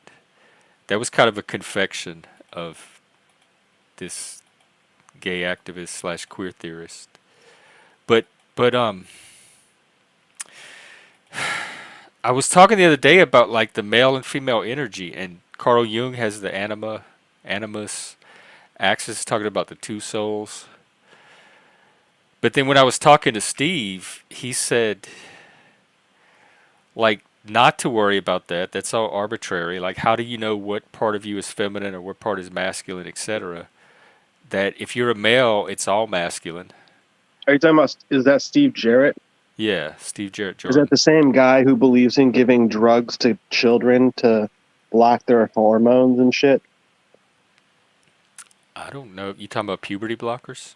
Yeah, I don't know if that because topic's if I come up. remember him saying that correctly, like there's a few things that guy doesn't know. Also, I'll just add. Well, next time he's on, you come up and correct him. he'd love to. He'd love to be challenged. I know that he's pro, like not harassing and bullying trans people and demonizing them, but I don't know that we've ever talked about the Yeah, medical I'm issues. pretty sure I was like, I No, I thought he was. trust you. I trust you. You're pretty perceptive and your memory's good. I just don't. Whatever we talked about, it didn't stick in my mind. Anyway, yeah, Steve Jarrett. Thumbs down so far from Caesar. Well, I Steve's a like his good guy. He's a concept, very though. thoughtful guy. He puts a lot of thought into his positions. I'm more about intent. I don't have the time. I don't have the ability to separate the two emotion that the man and female in a situation. Like I can't step back and reflect in a situation instantly. If I need to be a male or female, Yeah. I do. I can step back and go, "What's my intent?" Are there some times where you feel like you're doing something more female than male, like No. being more sensitive or nurturing, or like, oh, this is what a woman would be doing, Um, maybe if I or will this like. calls for like a woman's touch or approach psychologically? So a couple years ago, I used to think like that. There was this guy I worked with, and we couldn't figure out his issue. We couldn't figure out his issue, and so we were trying to produce. We're always trying to produce. We're always trying to produce, and this guy's just like not performing, and we can't figure it out. And in the middle of the day, he starts crying, right? And I didn't know what to do. But my coworker, who's more like a family person, grabbed him and hugged him. He did it because the guy needed support. He didn't do it because I need to be a woman right now. He did it because Yeah. another man needed Like, is that support. manly to do, or is Yes, that yes. womanly to do? I think it's manly. I think it's just a support role. Yeah, You're it's it's a an intent. human thing Yeah, to do. the intent to take care of another individual or think of another individual is just the right thing to do instead of thinking of yourself in that moment. So if you can think of beyond yourself in that moment, you're already two steps ahead of the rest of the world. So um, if you can figure out the separation of male and female in the moment, I give you props. I You're can't do that. way advanced. Yeah, Maybe that's that's what way those gender advanced. degrees are for. Like if I had to think throughout my day to day and all the tasks I had to complete, there was no female there. Oh, the interview started. Let me see if I could find it. I see Based Oracle is. Oh, he's showing up on Twitter, but it's not. I'm a big fan of Elon. I'm not a big fan of his decisions. I'm a big fan of his abilities, what he's able to accomplish. The things he's accomplished are Bro, bullshit. Elon's a straight shill For what? For who? How do you know? because And then Donald Trump is just Donald Trump. He's just a figure. I don't Donald have. Trump is a big shill. For who? Putin. So he hasn't really done anything. Like he hasn't really produced anything other than They're real liars. estate. Donald Specifically, Trump's Jeff. space. Specifically, Jeff, Elon Musk said about these trucks. He said in like 2017, "Oh, all to give us all the funding, government." Remember when they got like $800 billion or something from the government to make electric vehicles around like shutdown time, and then he still had like they still don't have these trucks running. Like it's kind of like how a college will get a grant for like, I don't know, 50 grand to work on some weird project that just gets shelved. Like it's just some shill shit, bro. It's mainstream media. You need me to tell you? You needed me to tell you that? But It's a mainstream media lie. is not the only media out there. It's just the mainstream. Okay, guys, I back off. Elon Musk is a scholar and a gentleman.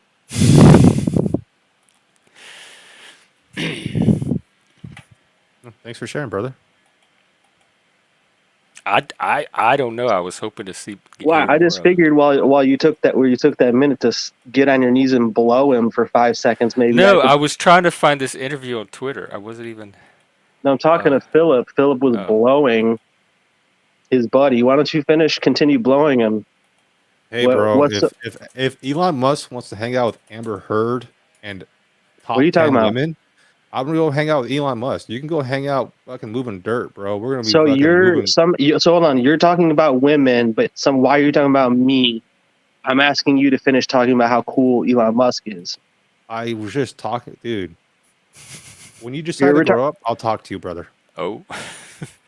Okay, well, when you stop following shills and have opinions of your own instead of idolizing literally autistic men who've been funded. Of Elon Musk.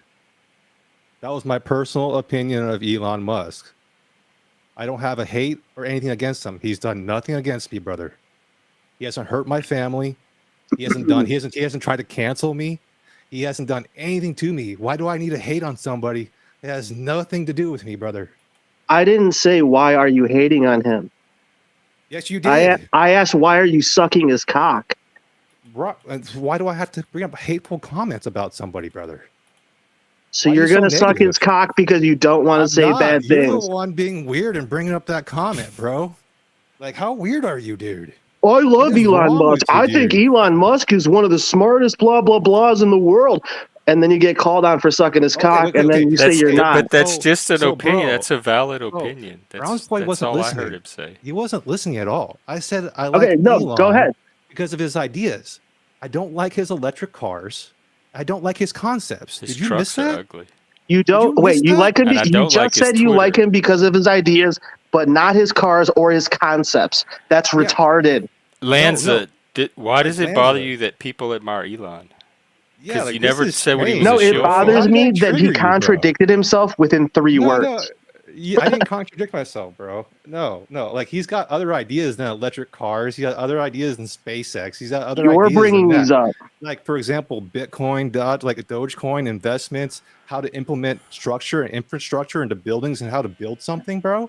He's built mega structures.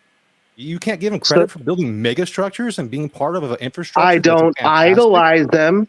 I didn't idolize it either, brother. People are allowed to idolize other people. I mean, look at the Panovers and all the people that idolize do I have an Elon Musk poster or a Tesla shirt? Like, I'm not idolizing anybody. We were bringing up... I don't know. You could have an Elon Musk butt. You might have one in your underground chamber. But Lanza, let me ask you this. Brother. Good job, Brett. Good job, Jeff. Shut up, Philip. Is Donald Trump and Elon Musk shills for the same people or group? Are they different? Are they shills of different people? Do you think that either of those people are on any of our teams personally? I don't know. I don't even have it. I don't know what my team is. I'm rooting for Trump. Bro, I hope you learn how to. What I'm trying to say is they're not going to stand up for you. You suck at being on the panel. I'm not looking for them to. Other than if Donald Trump gets elected, he'll be the commander in chief. Let Philip keep getting lied to about his life. It's fine. On the panel verse. Bro, like you this, suck at brother? repeating yourself for Do the you like second this? When time. people All right, just interrupt you and Lanza, troll back? I Lanza. can I'm play this trying to get game the too, bro. I can conversation. be a troll too and ruin Jeff's show. I don't want to though. No, keep Yeah. saying your retarded shit. I'll just shut up. Thank you. Thank you. So, Jeff, you're bringing up an interview about Elon Musk and Donald Trump. How's that Yeah, on going? Twitter. I'm trying to find it. I just. Oh, I actually, was. I have it, but for some reason it's not playing. I can't hear the audio. I just remembered I usually have to listen to spaces on my phone. I What do you can't mean? get them to work on my browser for some reason. There is a little box that says share audio. Do you ever see that? When you go to share something, there's On a little Twitter? box, not on Twitter, on StreamYards. When you go to share, there should be like a little tiny Oh no, checkbox. I was trying to listen to it off stream Oh, just okay. through my Oh, browser, and okay. I can't even hear the audio. Okay. But no, you called it, Jeff. Like that's Brown's Boy's freaking signature freaking move right No, there. I took myself Change the out of topic. it. You just brought me back in. But I will refrain from being in your conversation unless, again, you bring me up personally by I'll bring your own it in, brother. choice. Do you have a problem with me talking about you? Hey! I'm I gonna. had a I was thinking compliment. about ending the stream anyway to go listen to this Trump Yeah. thing, but I'm sorry, Jeff. I had a Lanza, compliment. would it help if I put you backstage? Would that help to end some of Actually, this? Jeff, I'm gonna leave because he's gonna help you with the show tonight. Thank you, brother. Have Philip, a good night. Um, see you next time. Fill up these nuts. Lanza, I'm trying to do. This is not what I'm trying to do here. What are you trying? What did I inhibit that you are trying to do? I think the conversation, the direction it was going, it degraded into name calling and accusations and fighting back and forth instead of talking about a actual topic. And then he ended up leaving the stream. That's because he's beta. I know, And he but knows that it there's looks all better if he types does that that. come on this stream, and I know that you think he's beta, but betas come here. There's plenty of betas that come here. Right. So, what conversation were you guys on the brink of that I destroyed? Any conversation we would have been on the brink of, because from that point forward, the communication dynamic changed. So any further conversation would not have Well, happened. if And somebody, I yeah, admit at the end he brought your name back in, after I had but tried to finish it, but he was not the one initially bringing the conversation there. yeah, I mean, he said, I love Elon Musk and blah, blah, blah. And I was just like, yo, And Elon then you Musk, had a reaction to it that was right? less than intellectual dialogue.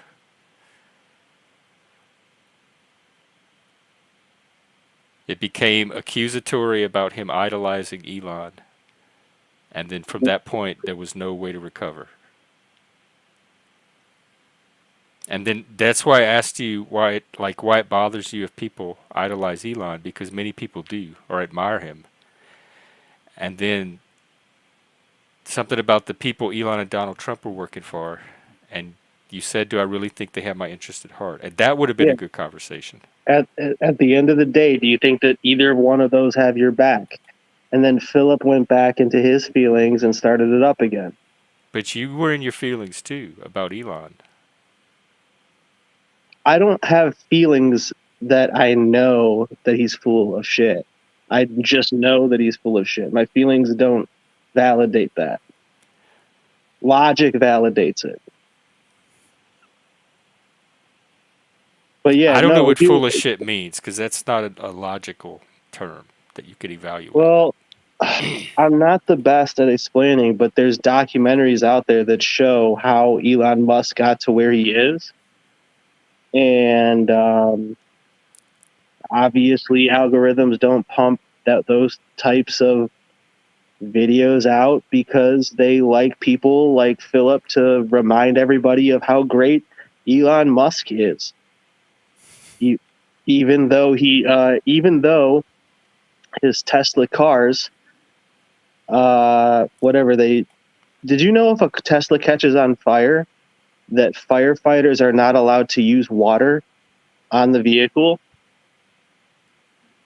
Yeah, No, but yeah, you can't use what you can't use I know water. there's some fires that you don't use water anyway, like electrical fires, I believe. Yeah, it's just that like the guy believes in. I can read people sometimes, bro. Yeah, I'm a little rude, Yeah, but that's what I was worried about. That's what I'm trying to address because well, what am it I going to teach these it people that they can just say whatever stupid shit they believe and just on pretend my that like they're panel, not going to get any yes, pushback, yes, on my panel they can. I have to be the one to moderate that. and they get no pushback. I'm not going to always push back on the things that you would push back on.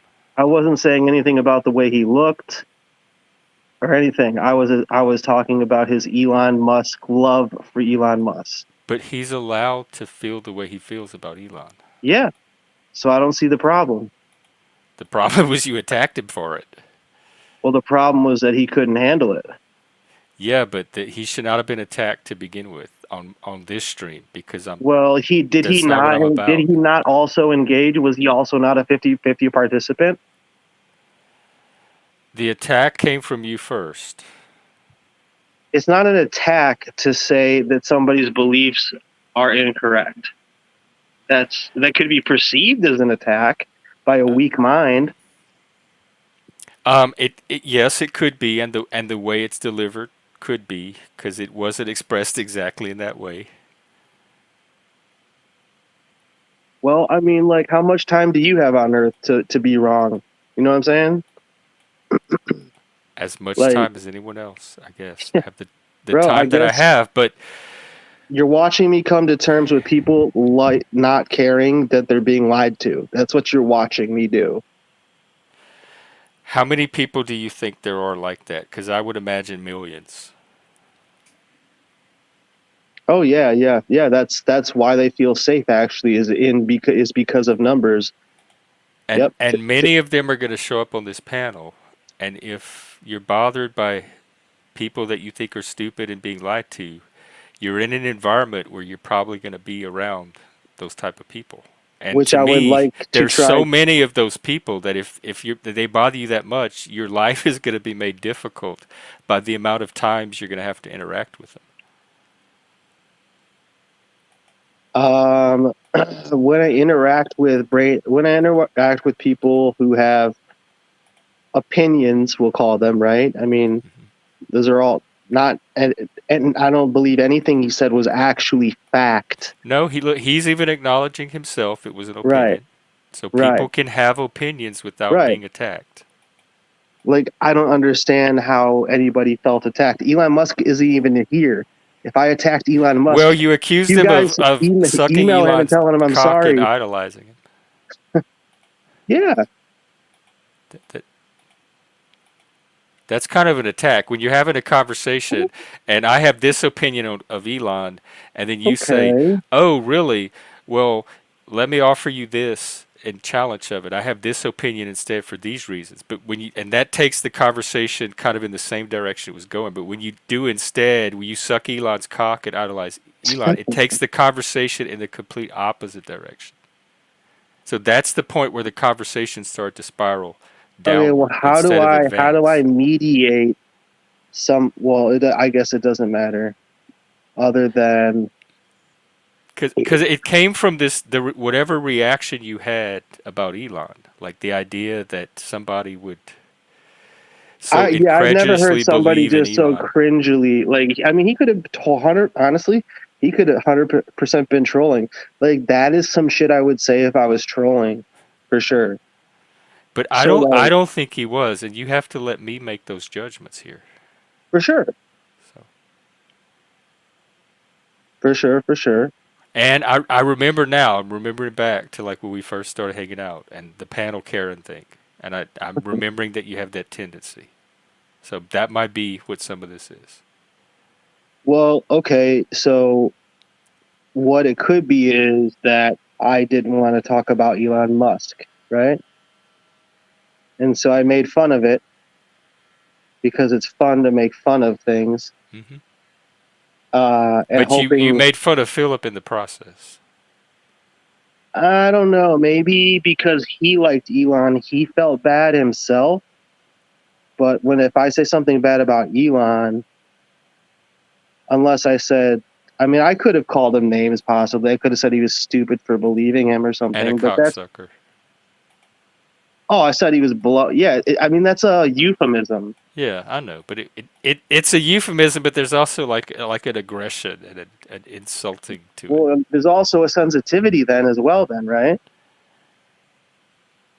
Could be that too, but I'm looking Yeah. at it from a conversation management perspective.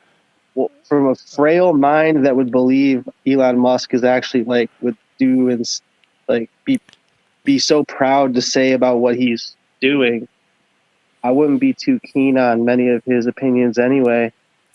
I'm I glad. did not know you had this thing about Elon, and now that I know it, I'm gonna keep that in mind. But people I mean, can come on the he just panel showed and me talk something about good. Elon. That has to be allowed. Like it has to be okay Yeah, they can talk about it, but like, without being attacked.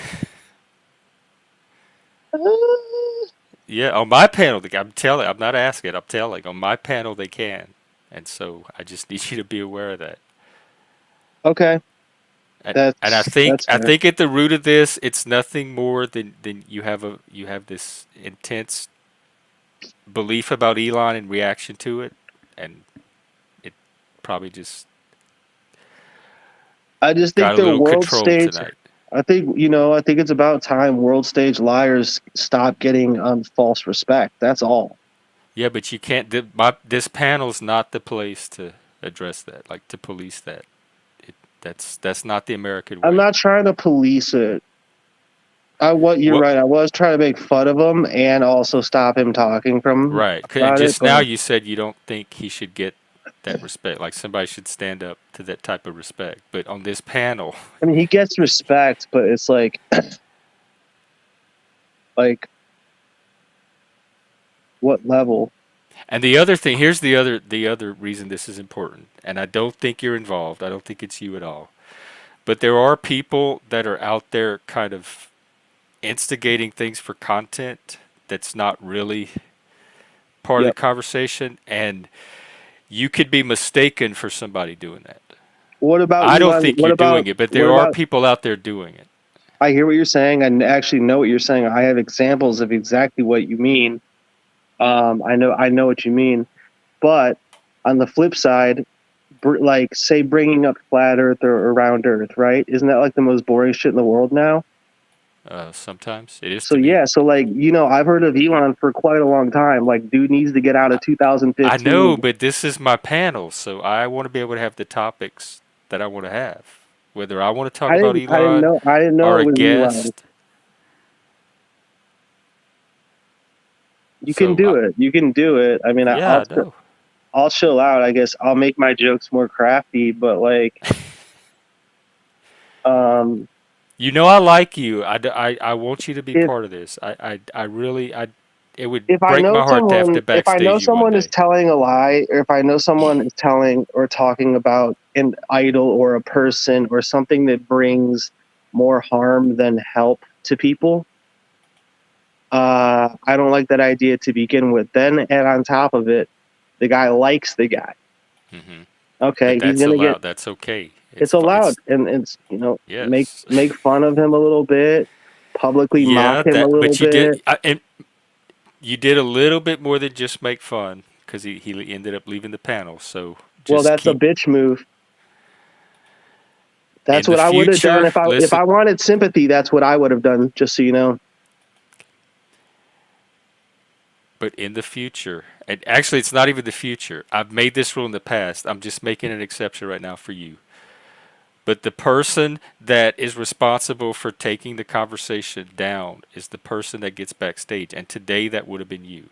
And so I'm just telling you this for future I just got to because get better. I just got to get better, man. I got to get better at destroying.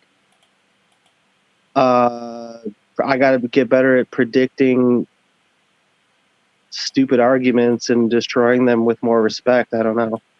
Well, here's somebody that may be able to help. Welcome, Hank. Yes, I am an expert at that. Muted So Hank. I heard, is Hank there? I Yeah. am not muted. You can There he hear me. is. Can you hear him, see him? Yeah, you can hear me, Bounce. But I'm gonna put my volume up a little Yeah, more. I can hear you now. Yes. So even just today, I won King Stevens panel, and he was out to try to discredit me because I'm supporting Jack Talcott, but he got nowhere because he made the mistake of bringing Officer Snaps on, and I just crushed them with the what's it called, platonic method. Steven brought on snaps or Talcott? Well, both of them, but what's important is when Steven spawned Snaps because he let Snaps try to lead the conversation, and I just let them do that because Officer Snaps doesn't do his homework. So I just let it roll because I know they won't get anywhere because Officer Snaps doesn't have receipts. So Hank, we should talk off stream soon because I want to compare some notes. There's some things going on that I think you might have some light to shed. absolutely. But yeah, sometimes even if that chat's against you, you just let them roll because eventually their narratives will contradict each other, and then their standards they can't hold up their own standards, so they're just gonna be buried on themselves and be just lost in a fortress of nonsense. So I just yeah, Very eloquent. Socratic dialogue, yeah. So just go with the Socratic method, Socratic dialogue, let them run their mouths, and eventually they're going to be caught by their own words. Yeah, that's some of what I want to talk to you about. I have some of those words. Yes. Oh, so why I call him Officer Snap? So when I was in Enslavia, we watched cop videos about cops shooting citizen slaves, and I just that's an association trick. I was associating Snaps with one of those loose cannon cops, and that's where it came from. Oh, now I get it. Yes. So he's just gonna lose credibility magically because on slavery we don't like cops, and he is a cop now in some sense. I that was actually quite clever. Now that I know the thinking about it behind it. Yep. And by the way, Hank, um, it worked. Thank you very, very much. I'm still learning what to do with super chats. So in a month you'll be able to get like what called like $1.30 out of that, assuming you have enough money to get anything withdrawn out. So Yeah. so if you go to a very cheap gas station, you can buy most of a coffee. That's what I was thinking. I could get an actual Starbucks now.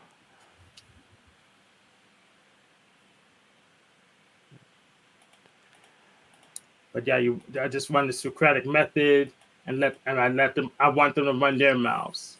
I want them to do the work. If we do all the work for them, then you may screw up. So I'm just let them do the work.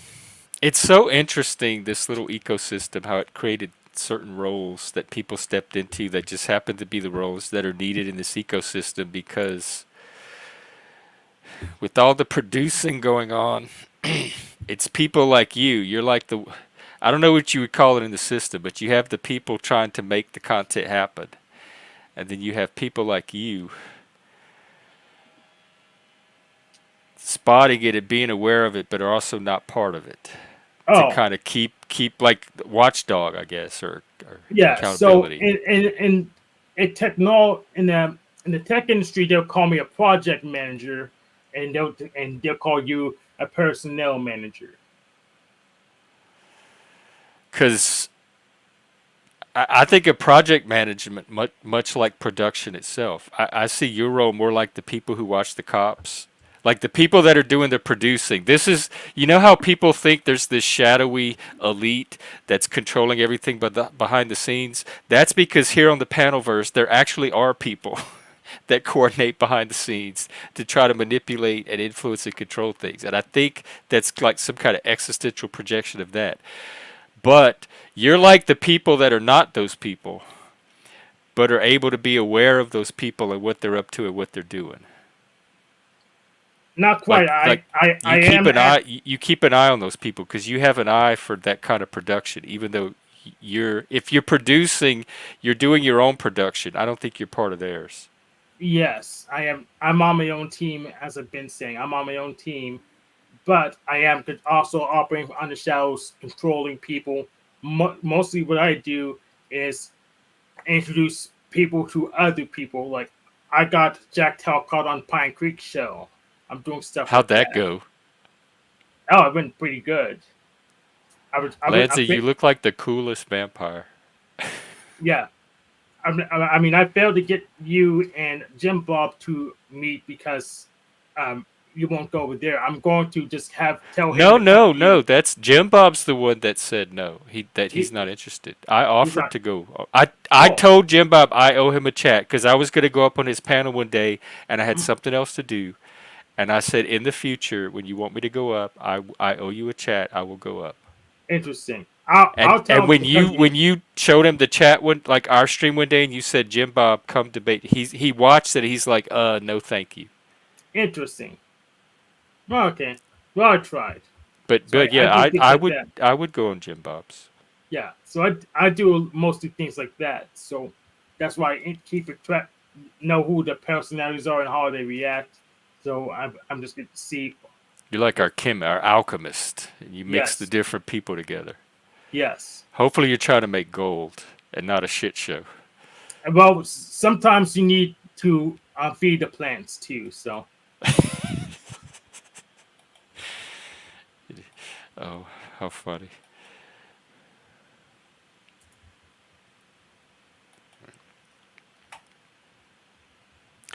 Well, you got anything else, or either one of you? nah, I'm good. Okay, I might go try to watch this Trump interview. I hear it's pretty boring.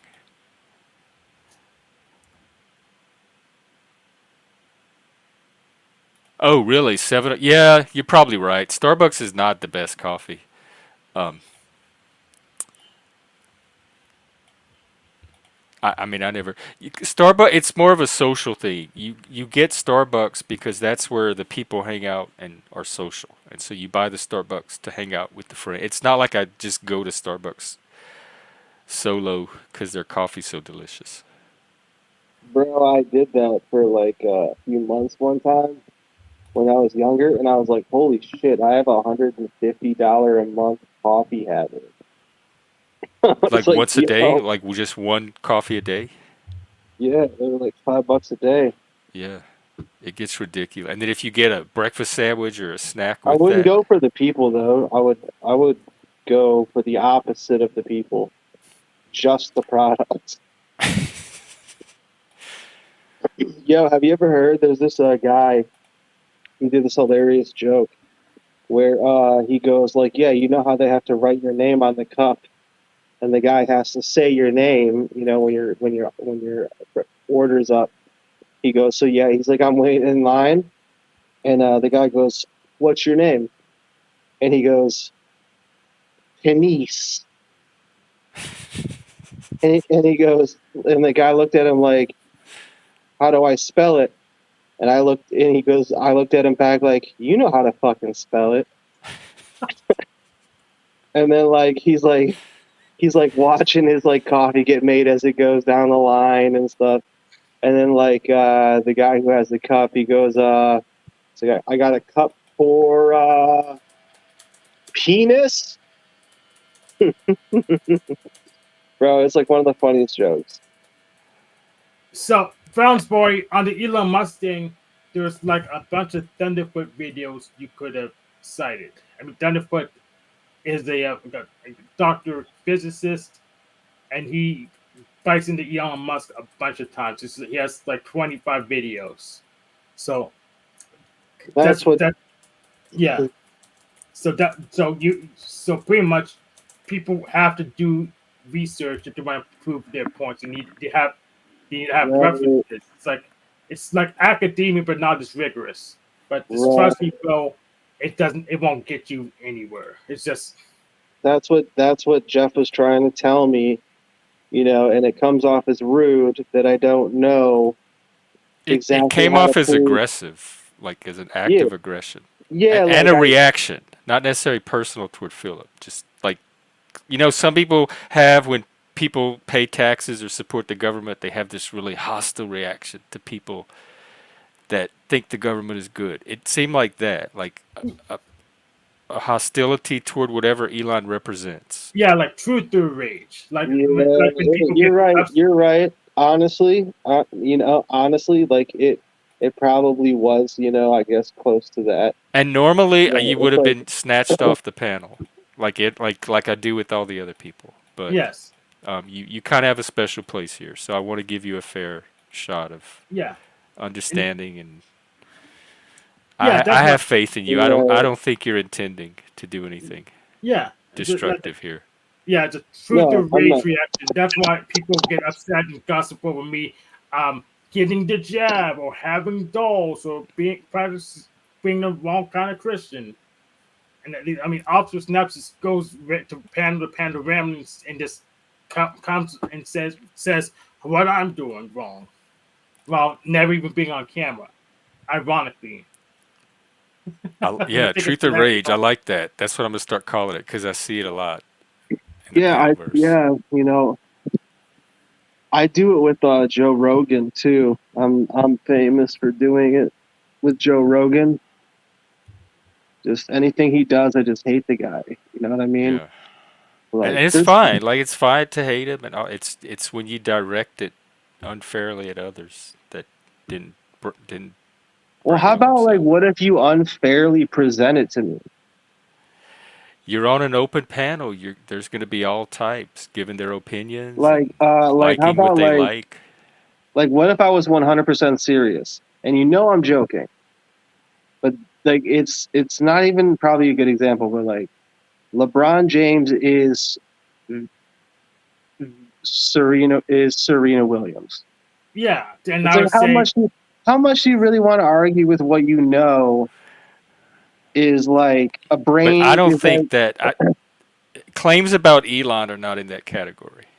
They're, yeah. they're, they're, he was giving legitimate Let's go through this exercise anyways. they're criticisms of Elon. losing Like, money. Yeah, let's go through this exercise anyways. They're losing It taxpayer money, by the way. so yeah, I know. So Brownsburg, some made a claim like that. I would say citation needed. So it'd be Right. up to you to But it's not. I'm provide not good at that. documentation. Yes, I know. you think And it's I some of say, it frustration because you know what you think about Elon and you don't quite know how to say it so someone else understand it, so it comes out in like Go ahead, frustration Hank. Go of ahead. I think Hank knows what's going on. yeah. Honestly. So what you would have to do is you have to do some prep work. You have to write some stuff down. Otherwise, you'll be. I could just stonewall you with citation needed and just say it's nonsense. Hank, if I take my time because I care to write down the answers, right? Mm-hmm. And then I wait my turn like a good little, telephone boy player. Mm-hmm. Then, when it comes to my turn, I make my points against, is what you're saying.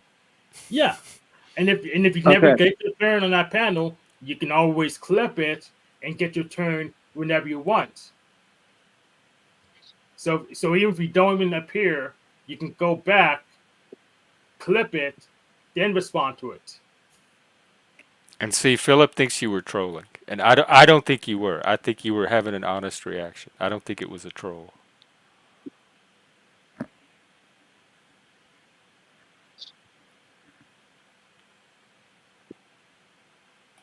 Yeah, dude. It's just okay.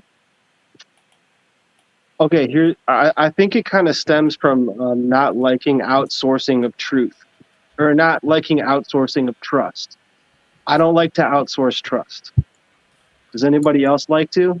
So I do. What does that When mean? people Sometimes people we have. respond, "Trust me, bro," then I'm probably going to make a nickname for you because I have no good reason to trust you unless you are an expert. And none of the people I run into, except for the machine lies, is technically an expert on anything. Welcome, Esra. Can you make I mean, Hank just like put me down? But I got Hank thrown just off. put me down. Hank just put me down. I feel like, but But did you Hank, just are say you like? in here attack at Browns boy for attack at Oh. Philip?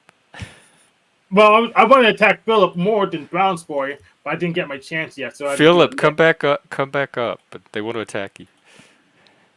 We've reached the drama portion of our stream, I That's guess. why I So if want we're to gonna attack do you drama, another we're gonna do managed drama. listen, guys, mine's done. Okay, I've already had mine. Jeff went ahead and Catholic churched my digital identity, and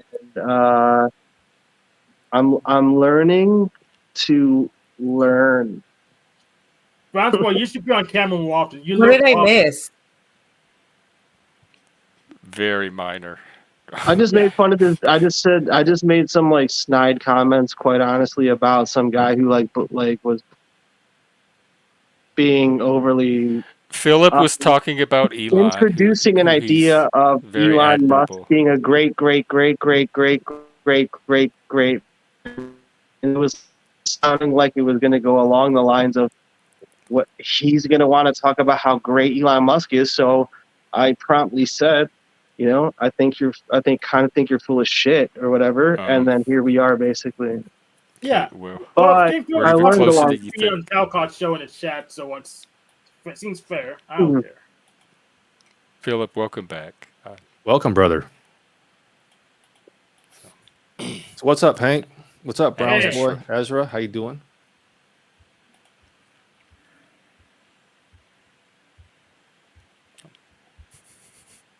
So you guys asked for me to come back up and go quiet. Yep, awkward silence. I we're all overstep a lot. No, I can play that need game, to be Hank. silent. I don't mind being Absolutely. silent. This isn't my chat. This isn't my show. I can sit here all day. We love awkward silence here. I don't know. Do you have anything to say? Are we good?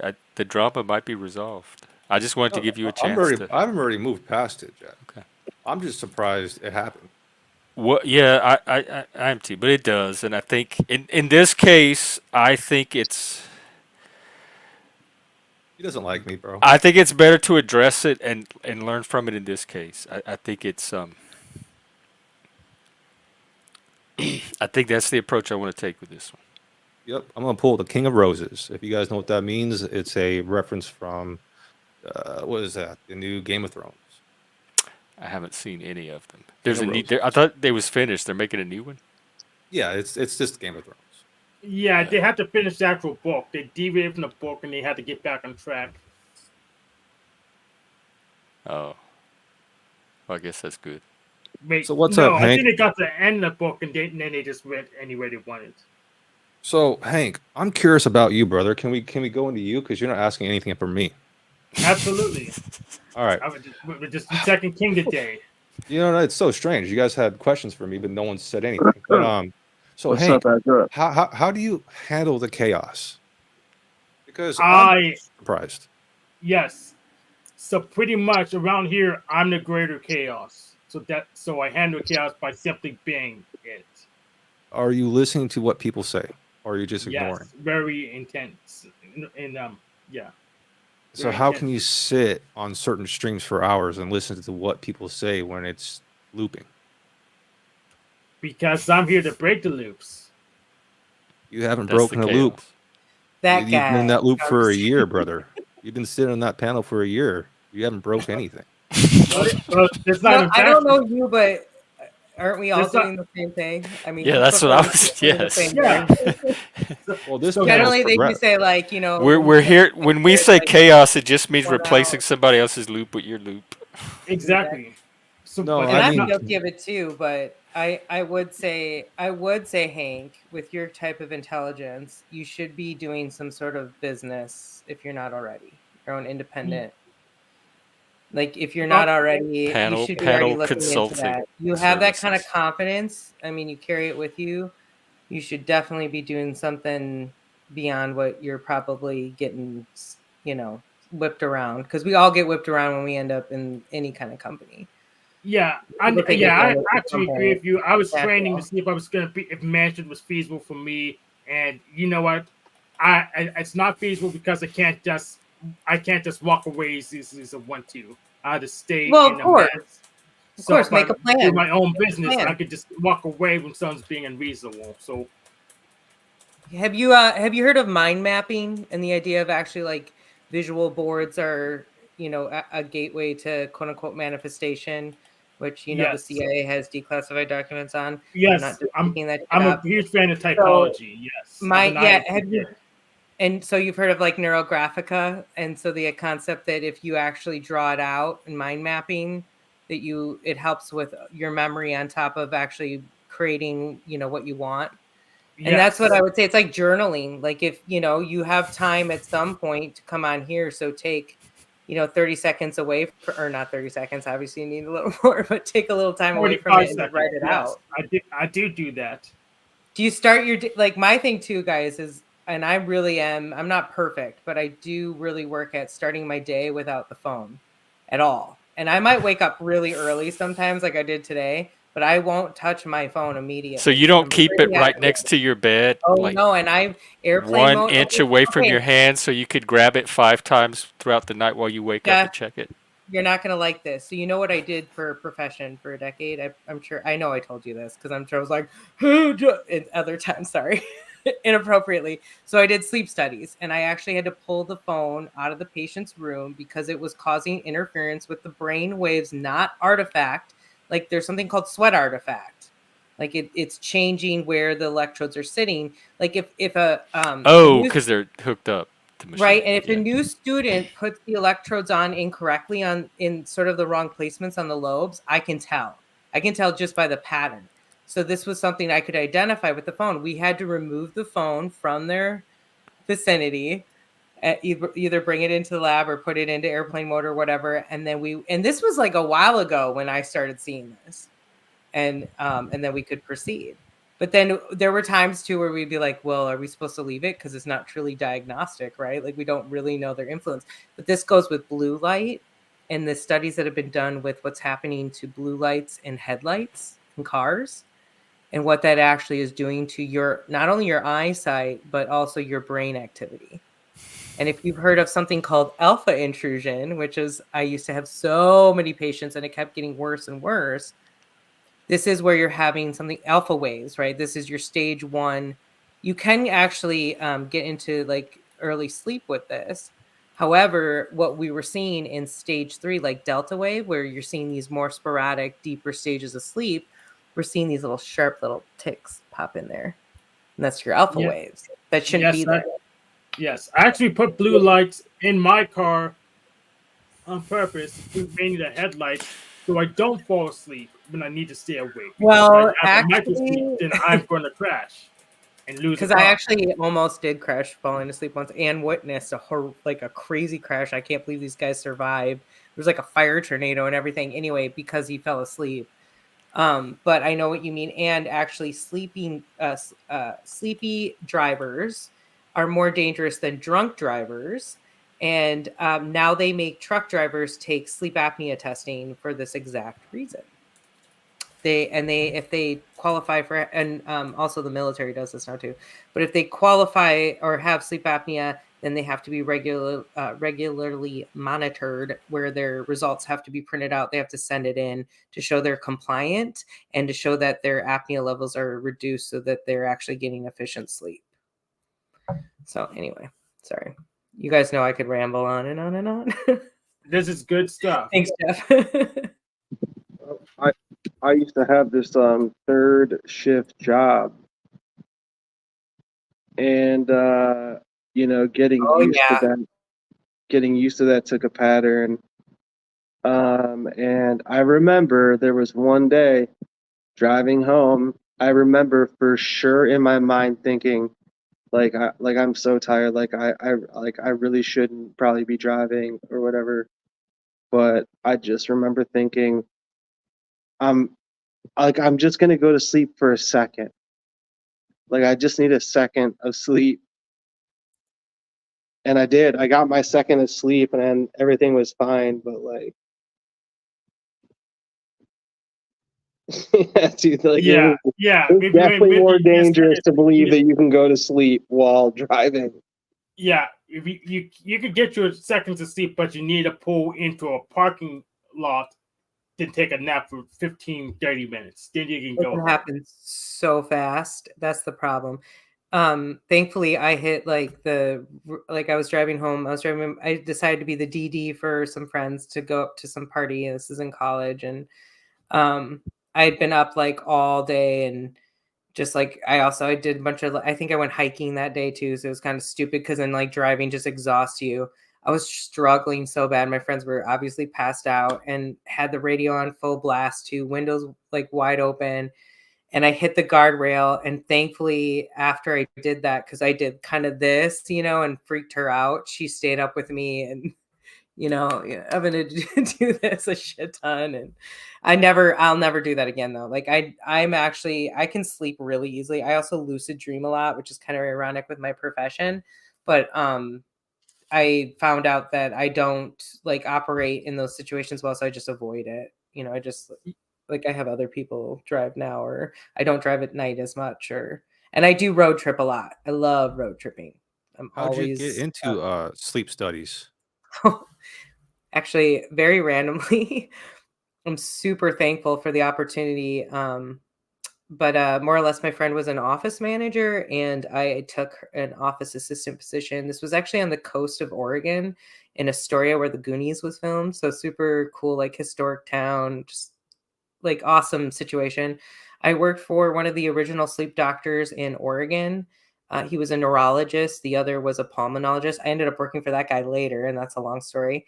But because sleep is kind of a small, scenario. This is also connected to EE technicians, so a lot of times they do intermix. Interesting enough, a lot of EMTs becoming sleep techs too, just because it's like they end up learning about it, because there's a lot of heart. Like with related to sleep apnea, there's a lot of heart arrhythmias or heart attacks or events in situations that are connected to that. Personally would actually have to come in and as an emergency situation often in the middle of the night on those types of patients. I have a story like I'll never forget because I was completely alone, and that's unusual. And I couldn't believe I woke this patient up. She had a 24 beat of VTAC, which you don't wake up out of 24 beats of that. So you're in a high arrhythmia. You're borderline in a full heart attack. You're going to need to get, the AED or like shock generally out of it. And this is where I started to realize, and not just that, there's so many other experiences. So I could get into like the whole alternative health aspect of what I've learned from what I did. But I went in and put my hands on her, and I shocked her, is how I feel, completely back into a regular rhythm. I woke her up, and she was, and the EMTs didn't believe me.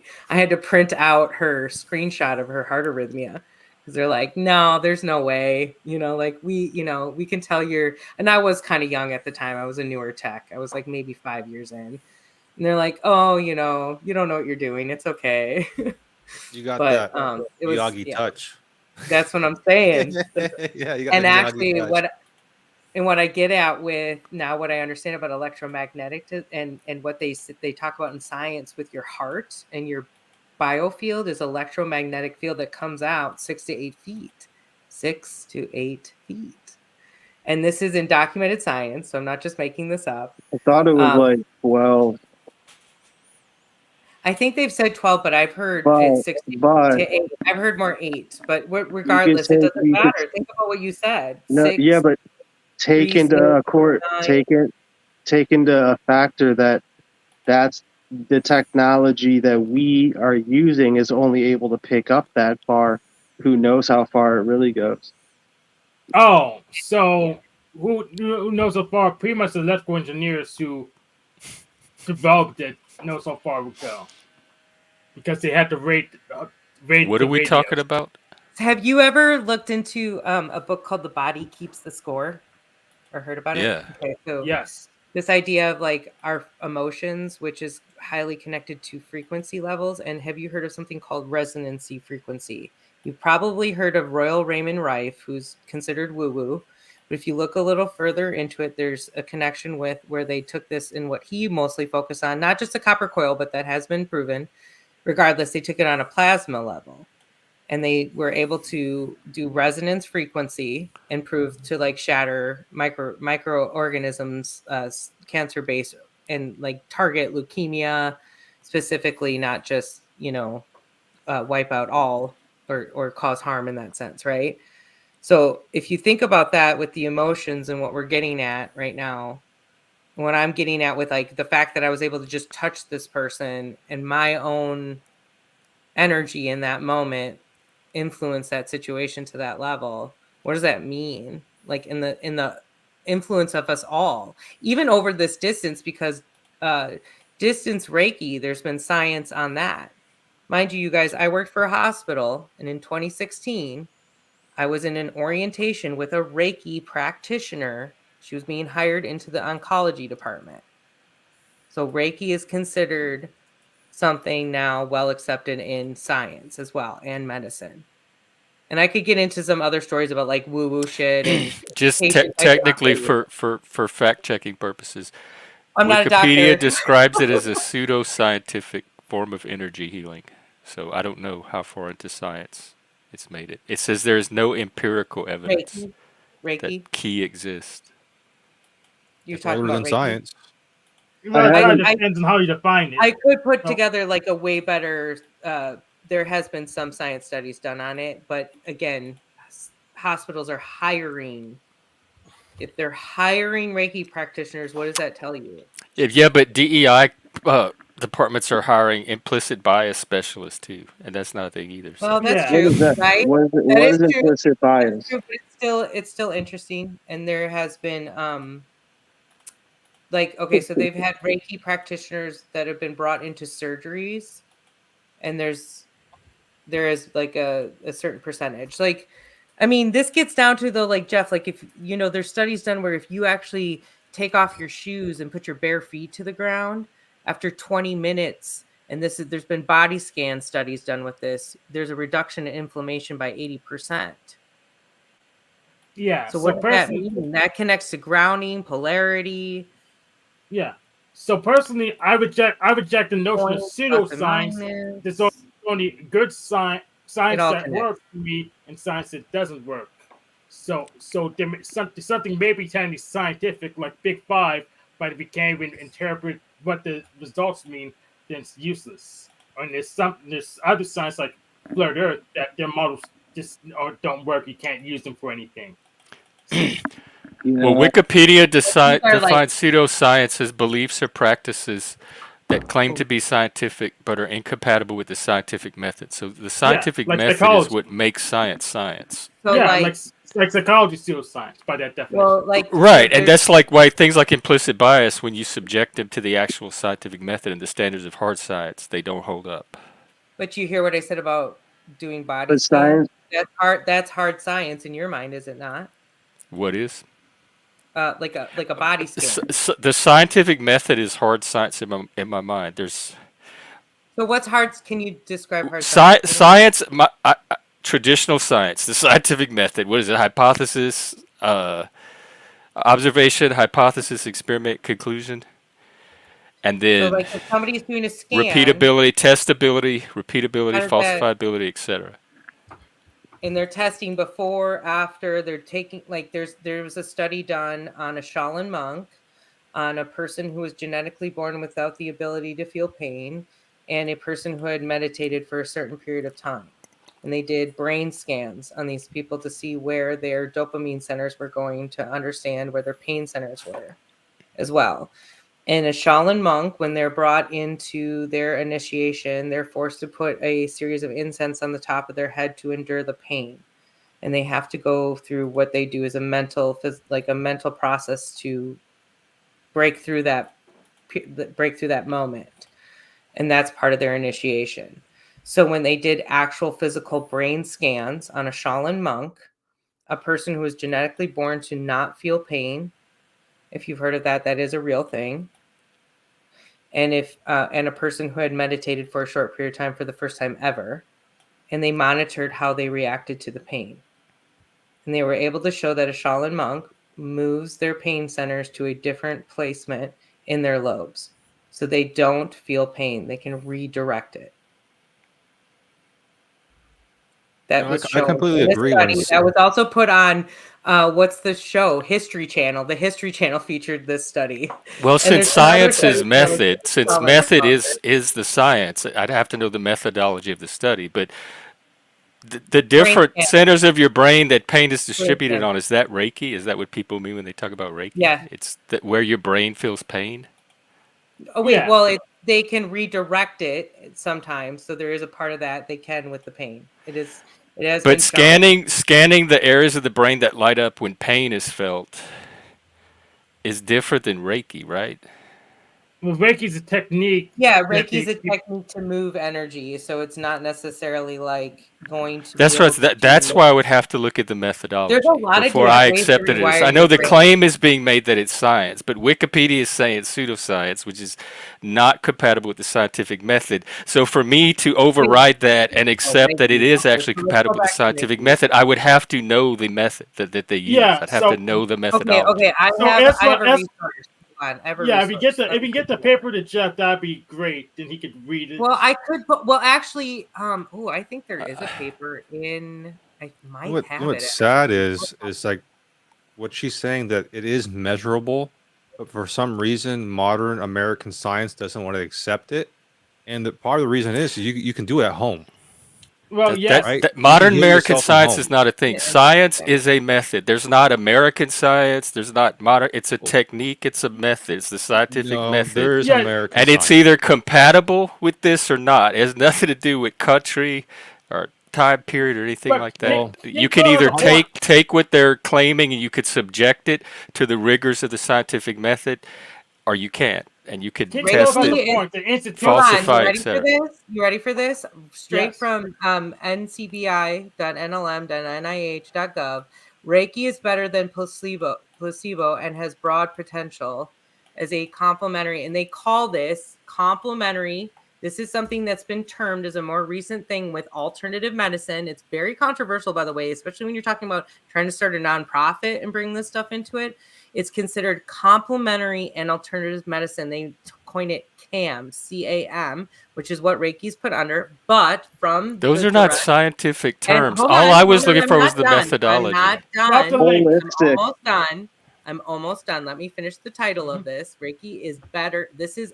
I can send you the article. NIH.gov. You guys Okay, all I'm trying to know get this to relevance here. So please Send the hurry along, article to all me, know this please. In the website. back. So because almost that's there. not what I was asking for. You're really quick to shoot me down. I'm almost done. Let me finish. Please continue.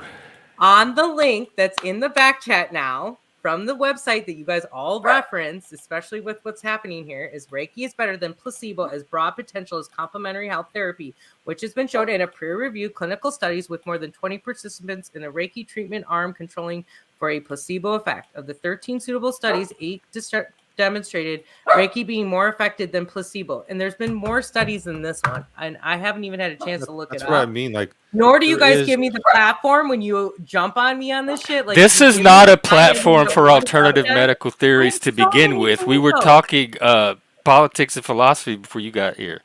Well, So So, I honestly don't want my stream to be a platform for this or to have it hijacked Yes. by this. That's why I'm going at it so hard and try to bring some scientific rigor to it. I try to challenge conspiracy theories, junk science, anything that you've seen my stream enough and people know me. Anything, don't bring shit here that you don't want subjected to the eye of logic or science. Okay. And now then you kick want my up and whine methodology, and now you push can read back the and all. You methodology. know that's what I do here. You And want so to read what the I- methodology. You just want you want to know the methodology. You just want to just use that as a barrier, because now you can read the methodology of the study. I'm looking through it right now, but I don't want this to be my stream. This is not the content that I'm looking to build my stream on. So I'm not going to invest too much of my energy in it. These are I would interesting. These are nice theories, but there's plenty of channels on YouTube where people can go for this type of stuff. So when you Fairly, said Jeff, I you was want to know the asked methodology, you weren't honest with questions. us. I was asked repeated questions, and this happens to me frequently on mini streams where I get asked about what I'm presenting, and then all of a sudden I get accused and it comes down to the point where I'm actually like bringing up the information and giving you the evidence, and I get shut down. So you and the You're not getting shut down. You're giving me something I didn't ask for. So I don't know if you didn't listen carefully to what I was asking for or not, but you're accusing me of doing something that I'm absolutely not doing, while at the same time not listening to what I'm asking for and giving that. So Jeff, I don't know if it's intentional, but this feels like manipulative bullshit. I'm not down for it. The methodology. You asked for the methodology, then when you got it, you said. And she gave me the conclusion. I have the paper in front of me. I'm looking at the methodology right now. So I have the methodology now. But the claim she's making of me shutting her down after she's given me what I asked for and it happens over, that is not what happened in this case. And I'm not going to have reality presented as something other than I saw it happen right here in front of my eyes on my stream, because that happens too much around here. Not going to do it. Okay. I did not ask for what you gave me. I asked for something different. So don't accuse me of shutting you down over something that you gave me that I didn't even ask for, because that's not what happened. I shut you down over not giving me what I did ask for, which I'm going to continue to do. I got asked about Reiki specifically several times. Okay, bye, Sarah. I'm not. This is a dumb argument to have. I want my stream to be something different than this. Yeah. You can tell the topic needs to change. Yeah. I was being gracious, but I guess I need to be a little more of a panel tyrant.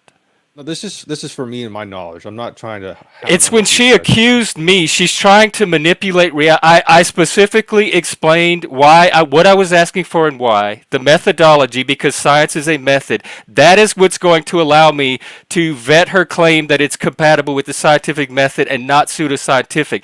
She didn't give me that at all. She rattled off the conclusion. Then she accused me of a bunch of shit I didn't do. So Jeff, after not giving me the thing that I was asking for, she didn't do the thing I asked her to do, and then she came at me for doing a bunch of shit that I didn't do. I don't know if it's a woman thing or what, but I'm tired of this bullshit on my panels. And then with this content and trolling and producing, I don't know if that was a production, if that was real. It was strange. It's chaos. It was strange. No, I just had a question about science and the science and methodologies. You mentioned that that there is not an American way of doing science, right? Well, what about the American way of doing medical science? It seems like America is different than Europe and how they attack medical science. Like, for example, America does like chiropractor, right? But in India, they actually accept chiropractor as like maybe, or like here, American science, we're actually restricted on stem cell research. Right, so we have to shoot that over to Singapore. But none of that's the science itself. The science itself is the activity of observing phenomena. But there are formulating hypotheses, running experiments, testing hypotheses, making sure they're falsifiable, running experiments, and then drawing conclusions for them. So when you say things like stem cell research specifically, we have to send overseas. That's not the science part. The science part is whoever's looking at the stem cells, doing the research and putting it through this method. Yeah, thanks for entertaining my question. That's why I was like a little confused. I was like, well, it seems like America does things a little different than the rest of the world. Yeah, there's science, the science itself as an activity, and then there's what somebody call big science. It's the institutions and practices and procedures and policies and the politics around it. But none of that is science itself. That's not the actual science. So a lot of times, I think when people talk about science, they mean something like big science or or institutional science or the institutionalization of science. All right. Since we're talking about the Institute of Science, did you ever hear about the conspiracy theory of the Smithsonian? The who? Smithsonian, the historical gathering group. It's called the Smithsonian. Oh, thank you, Smithsonian. Thank you. Yeah. The museum. Correct me. Yeah, that theory you're about to talk about. Does it involve underground tunnels? It involves them restricting our history, hiding history. Apparently, there was How do you hide history? Apparently, there's been giant skeletons found that they don't want to show us. Apparently, there's been a Roman temple, Egyptian temple found in Nevada that they don't want to show us. So Apparently, there's pyramids around the whole, along the whole, everywhere, and they don't want to show it. So apparently they're hiding science. Have you ever heard of that?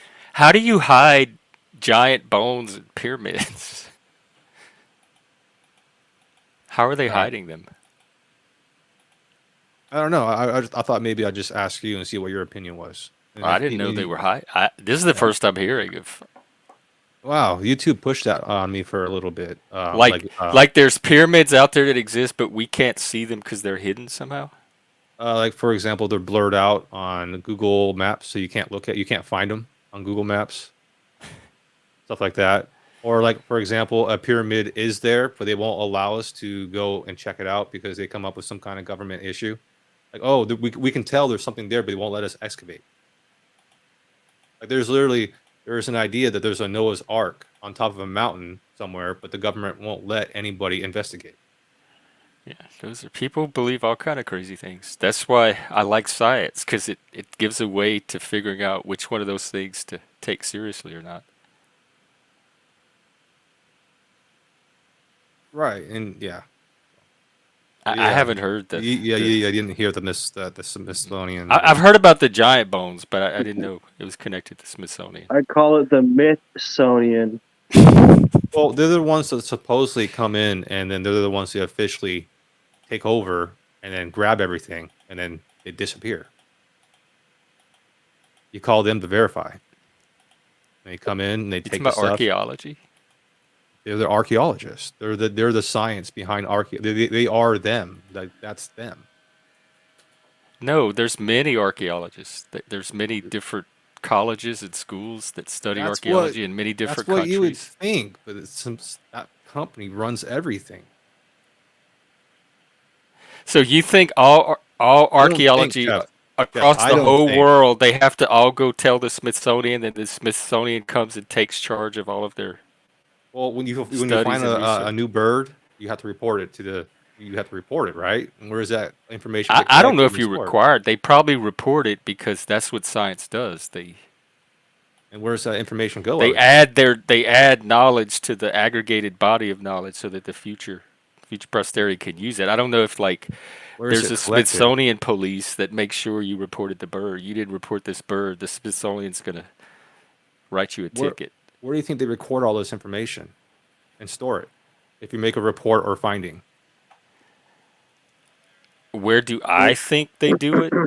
I don't know. Data that's what I mean. So on a that's what the computer like idea everybody is. else. They store But it the somewhere. idea is that that is them. They're the history people. They're the ones who It's a store store. history.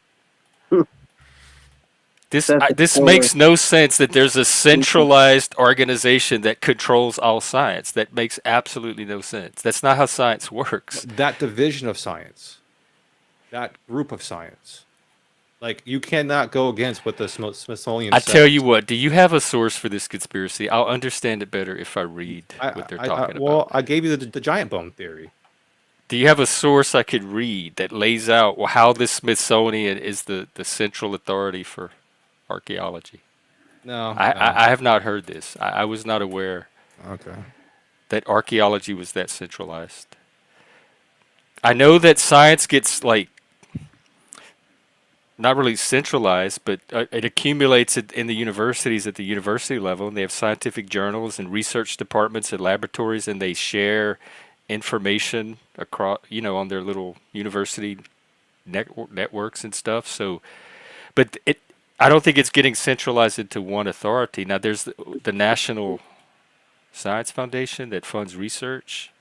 Well, I would think that if you had a peer review study, that you would have to send it into a group that would oversee that study and approve it. And if they don't approve it, then right. And that But there's runs there's science. many of those groups. There's universities, there's think tanks, there's research departments, there's hospitals. So the research is done under hundreds, thousands of different groups. It's not Okay. centralized. Like I thought it was. I thought if you had a peer review study, you'd have to send it into one big group, medical group, and they would have to, the overseers of medical would have to approve it. well, peer review is through journals. Like you publish in a journal, and then other scientists read your work, and then they can publish their response to it. Like if they notice something about your work I was that under the idea that peer review was people above you reviewed it's it. peer people that are your peers that are doing the same work you do Hmm. are looking at you. You're checking each other's work because no one Right. person is the authority or the expert. So if you And have then enough once, eyes working on the same thing and all checking each other's work, I see it this way. Oh, well, I'm noticing this because I'm doing this part of the work, and so it's letting me see a perspective on your part of the work that you're doing here. So it's this constant feedback network of of professional communication. I would have thought there was a next tier after the peer review. They would go and get officially There's like no this is there's this no this. official science. There's like not even all scientists agree about everything. There's not an official rubber stamped scientific consensus. There's a general scientific consensus that like most scientists might say, yeah, this seems to be the current state of our knowledge on the topic. But there's no one that has the authority to say this is official science, Mhm. Really, and we'll let you know when it changes. it kind of seems like the American school board and school boards tells us what official science is, right? I go to Science school. is a method. They teach I learned the scientific method in school. I probably by the fifth grade, I think we were learning the acronym and the four parts of the scientific method, etc.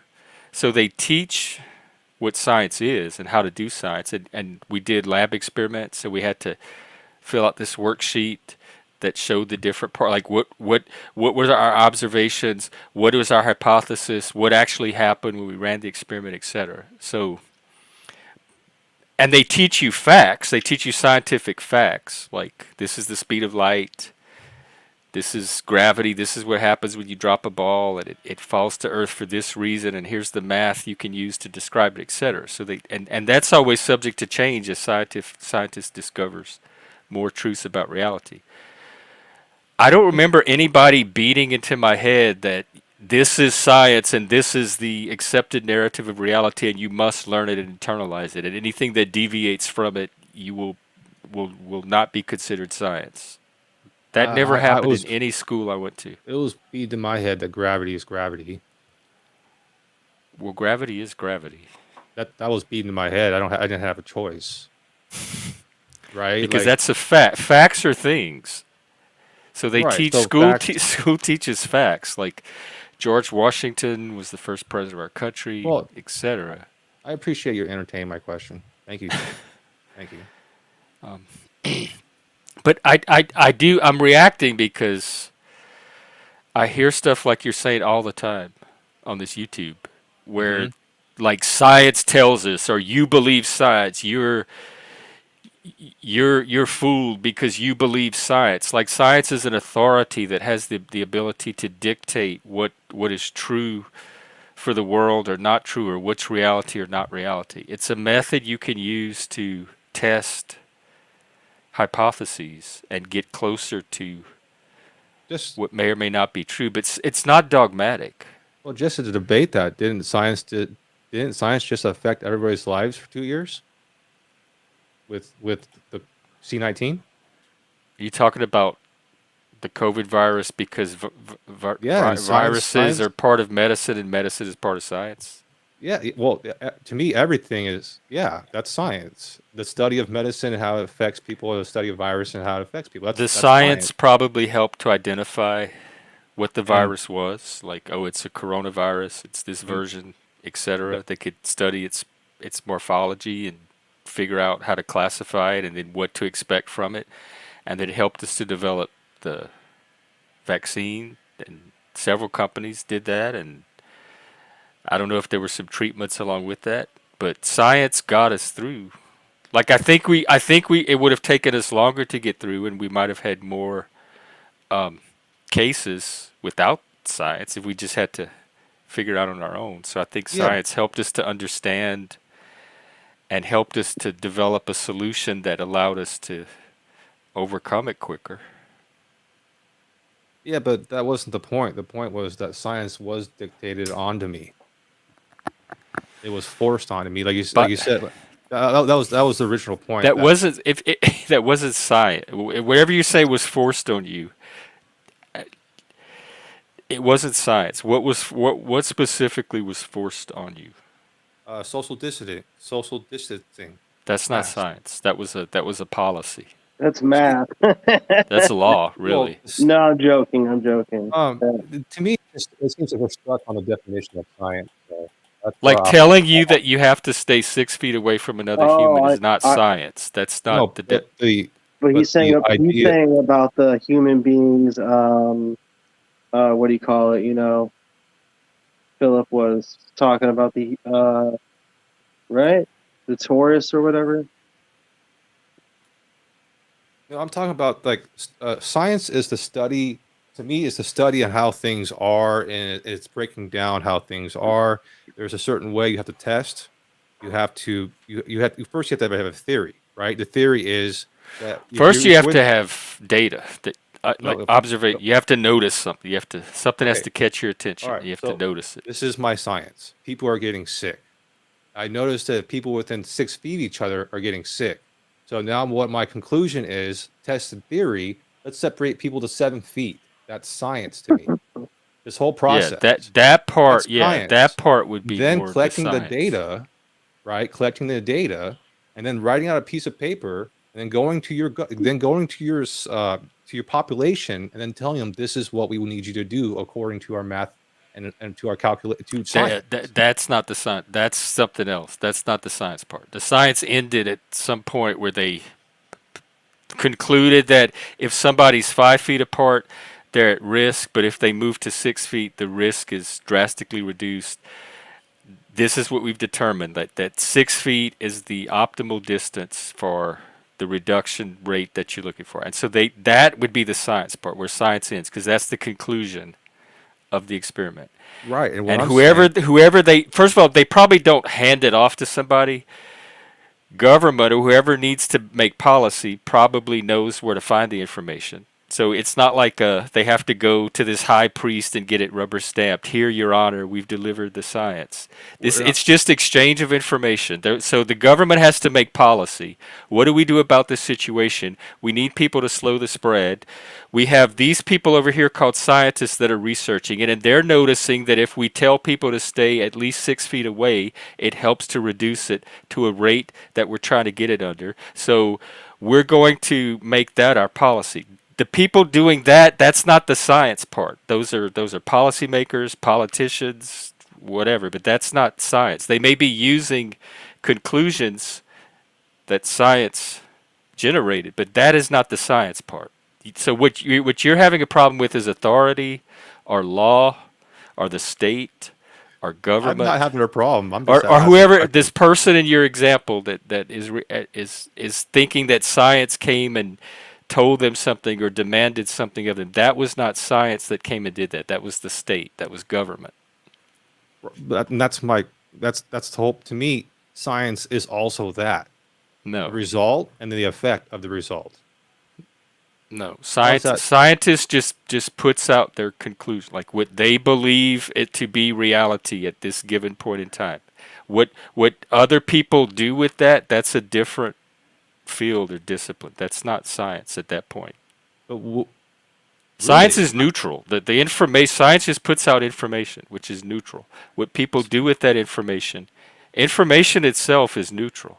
I There's no wish- moral value of information. Only human agents can be moral. Can I have a act, feeling can do science acts. isn't neutral. If it's funded by a certain direction, right? Then it makes it biased. Well, the funding of science is not the science itself, though. So you've completely separated science from everything else. I don't. That's always what science has been. Like science is a method. It's a way, an approach to examining and understanding reality, the world we live in, the environment that we find ourselves in. Well, that's your definition of science. No, My that is my definition. well, I of suppose we science could all have is our the- own definitions of words. Let's put it this Right. way. That is the standard, conventional, traditional definition of science. that So if you're science using and another study. definition, I suppose that's okay. It's just not the one that most people would recognize as science or accept I, as science. I could debate that science doesn't end at the study. I don't understand that part. It goes beyond that, I would think. That's all. I appreciate this has been fun, Jeff. But I think Well, it's science ends at the conclusion. when does the conclusion end? It doesn't. Like each experiment has its own conclusion, and some may be inconclusive. The conclusion was that there is nothing to conclude. But after that point, I don't know what else would be science after that. It may move over into maybe technology or applied, whatever. That's applied field. science. Like that's where like But I consider that I consider applied science technology. So you're taking this scientific information and knowledge and you're applying it to the physical world to create or achieve results or something. And to me, that's the technology part. okay. And so That's fun. like the vaccine, the actual vaccine itself, the would be the technology. It'd be like a form of medical technology. And the science is the knowledge that was used and drawn on to develop the technology, which is the vaccine. No, I appreciate you explaining that to me. And unfortunately, I'm not going to change my stance. You didn't convince me, Jeff. I'm going to say science goes beyond just that. You can, but if you're Mhm. talking to a scientist, they may just get a little confused. That's their fault. That's their fault. They're stuck Well, in in a box. way, it's both faults because communication is Dude, one of my really a good tandem effort. one of my really good friends looks like a Jeff. I swear to God, honestly, In what looks way? like in the Um, face. Like he looks like Stop looks like looking him at me. in the face. But what the fuck was I gonna say? Here, Browns boy, we have a he question for you from the audience. he had a shave. I'm lazy. So Jeff reminds me of that guy from Reno 911. Dingle was. Yes, dude. I'm lazy. I'm lazy. I'm sorry, Jeff. No, that's one of the better ones, actually. I'll take Okay. that one. Thank you. It's an upgrade from some of the others. It's a. I can see you dressing up as that guy in Halloween, bro. Busta Rhymes. Which guy at Halloween? Dinkle, Reno 911 for Halloween as a costume, not Oh. Halloween the movie. Yeah, I Oh. can see you dressed up as a cop, as a cop as a Halloween costume. I don't know why. I could. That's not a bad idea. Well, I don't know. Is that legal? Can you dress up as a cop on Halloween? Like, will they allow that? I don't. I'm trying. I think the laws vary. I know that some places you can't. Because in the gay bars, they people have cop fetishes and stuff like that, and some of them you couldn't have actual cop shirts. It had to be like an Funny. unofficial or a knockoff, and you could get in trouble if it was an actual cop shirt. Be 3 I sizes had one that tall? was NYPD, but I don't think it was an official one, so I never had to worry about it. Yeah. Oh, that's funny, brother. That's funny. Good times, Jeff. You always have good stories, man. I gotta pull them out of you somehow. Well, you always have good questions. You are excellent at asking questions. Do you do your own streams? Not yet, brother. I don't know what to do with streams. Because I'm you'd be afraid- great if you want to do like an interview show or have guests on. You're think so? great at interviewing. Should I try it, Jeff? I'm always impressed. You know our friend? Is it Jesse? Jesse something. I want to say his last name is Hall. Hal. The Canadian Angeline's. Yeah. Jesse? Yeah. He does the Have you interview seen show. how many interviews that man's done? Yeah, He just reaches out and they say yes. I know. right. Is it really that simple? Yes. Mine started as an interview show, and if you look back at my earlier content, I got some pretty I got people I never thought would come on just from asking them. We Like, got Buck who- Angel. Like, who impressed you in particular about Jesse's interviews? Like, because you brought them up. Like, he does have impressive interviews, and also I think you were kind of implying the volume of them as well, Yes. right? Yes. It's I think almost he's like over- it's almost like a production team like in my mind, like if if I was that productive at anything, I'd be great, so it's like weird. But then but who sticks out for you of Good those question. interviews? Just like one or two. Do you have any? There's just I don't remember their names. There's two people that I actually followed afterwards. One of them was a spiritual, inner spiritual like healer, and the other one was a doctor that was talking about very similar stuff. But no, I haven't really followed Jesse. I have a hard time. I like these panel verses, dude. I'm addicted to them. So when I Oh, turn is my it phone hard to on, watch just content now? Just like straight up So you um, don't know. presentations or no, I didn't interviews. retain. I didn't retain. Nope. So Nope. you don't know a lot then. Lanza, No, I can admit that in a heartbeat. I don't know a lot, but I'm very good with my hands and I'm very good on my You feet. got him to admit it nicely. I What? think I think I find Philip intelligent and knowledgeable. I would not say he's No, he's somebody like, that doesn't know yeah. anything Nah, or I doesn't wouldn't know a say lot. that. I wouldn't say that. Well, all I know is that I've seen some really smart people do a whole bunch of dumb things. So I don't know where knowledge has anything to do with anything. Tell you the truth. Yes, I would Look at I would Elon back Musk, that up. brother. He builds electric cars and trying to send stuff into space. That guy's an idiot. I think he's a genius. Yeah, yeah. I think yo, I think what did he say? It looks so real, or it looks so fake, No, it or what looks did he say? so real. It has to be fake or something like that. Yeah, I He remember that. looks so. It looks so fake. No, he said it looks so fake that it had to be real. I mean, hang your hat on that, folks. That's the Yeah. simulacrum theory, but I think the Good night. panelverse is the opposite. It looks so real it has to be fake. It looks so real. It has to be fake. Yeah, Famous no, I clip. see some of these Famous people. clip. Millions of views. Who? Elon saying when he put the car into space, and then there was a press conference like 2 to 5 minutes later, and one of the dudes was like, "Yo, I don't know, that shit kind of looked like fake or whatever." I don't know how he asked the question. There's a video. I don't know. But his answer was, you could tell that it was real because it looks so fake. That's what he said. There's a video. It's popular. Very popular. Right or no? No, it was. Yeah, during that time, that video was popular, and I don't know, the whole Elon Musk thing was popular. Did you end up listening to that at all, Jeff, on the side? That interview? No, I could never get it to work, but Daniel Price said that our content on the stream was way better than anything going on in that interview. So. Yeah, I couldn't imagine those guys having much to talk about. They no, you missed it, dude. Are you gonna go back and watch it, or should I just explain what happened in midlife? Yeah. So Yeah, I'll probably he was forget to watch it. yeah. So I guess he was trying to follow a Tesla channel.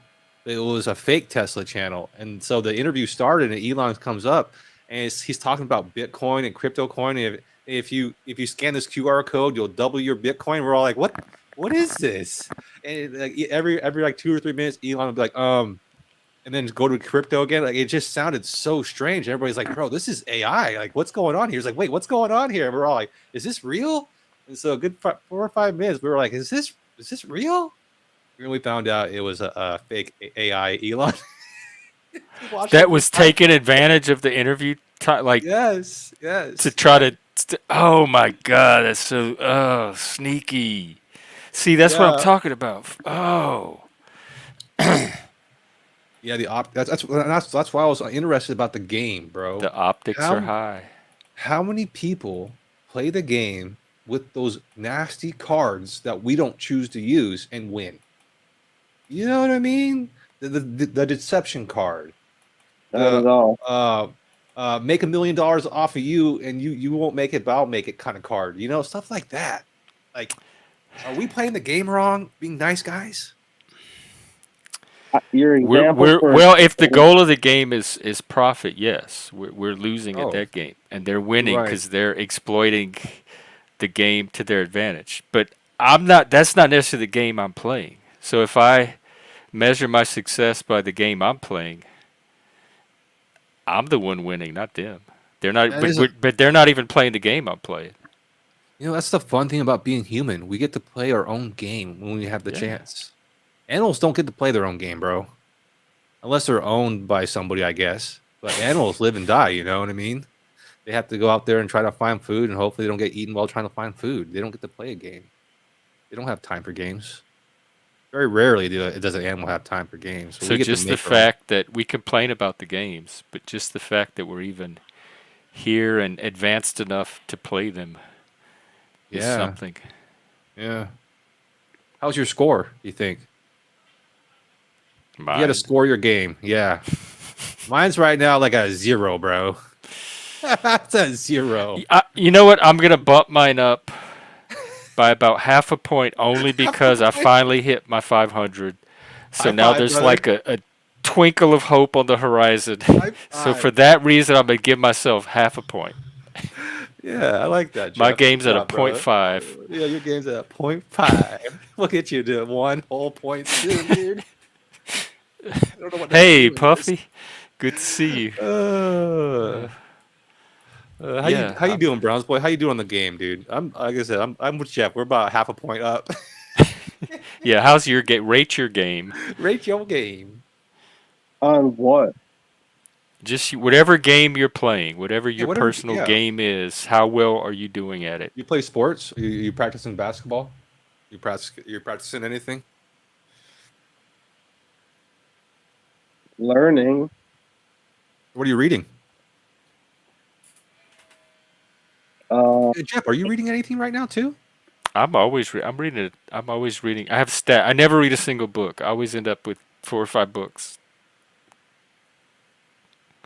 Because one book reminds me of something I need to read, another book which reminds me of something I needed, and then all of a sudden I end up with a whole stack of books. Wait, what? You read a book that reminds you to read another book? Yeah, yeah, and then so I have to go get that book, and because I read thematically, like so I'll read across several books, but they'll all be talking about the same topic or similar things. Okay, and what books are you entertaining? Well, right now I'm doing my Jesus. I'm trying to Jesus and Yahweh. And this Passion of the Western Mind, I was doing the intellectual history thing a I while would back. never guess those are the books in your hands right now. They've been here for a while. I've been showing them on stream and everything.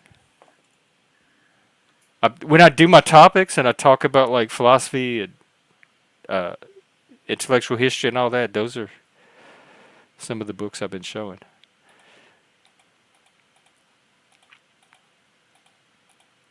What are you getting out of the Jesus book? Because it's not the Bible. So what are they talking about? It's very, very interesting. Now they're talking about Yahweh, which is also very interesting.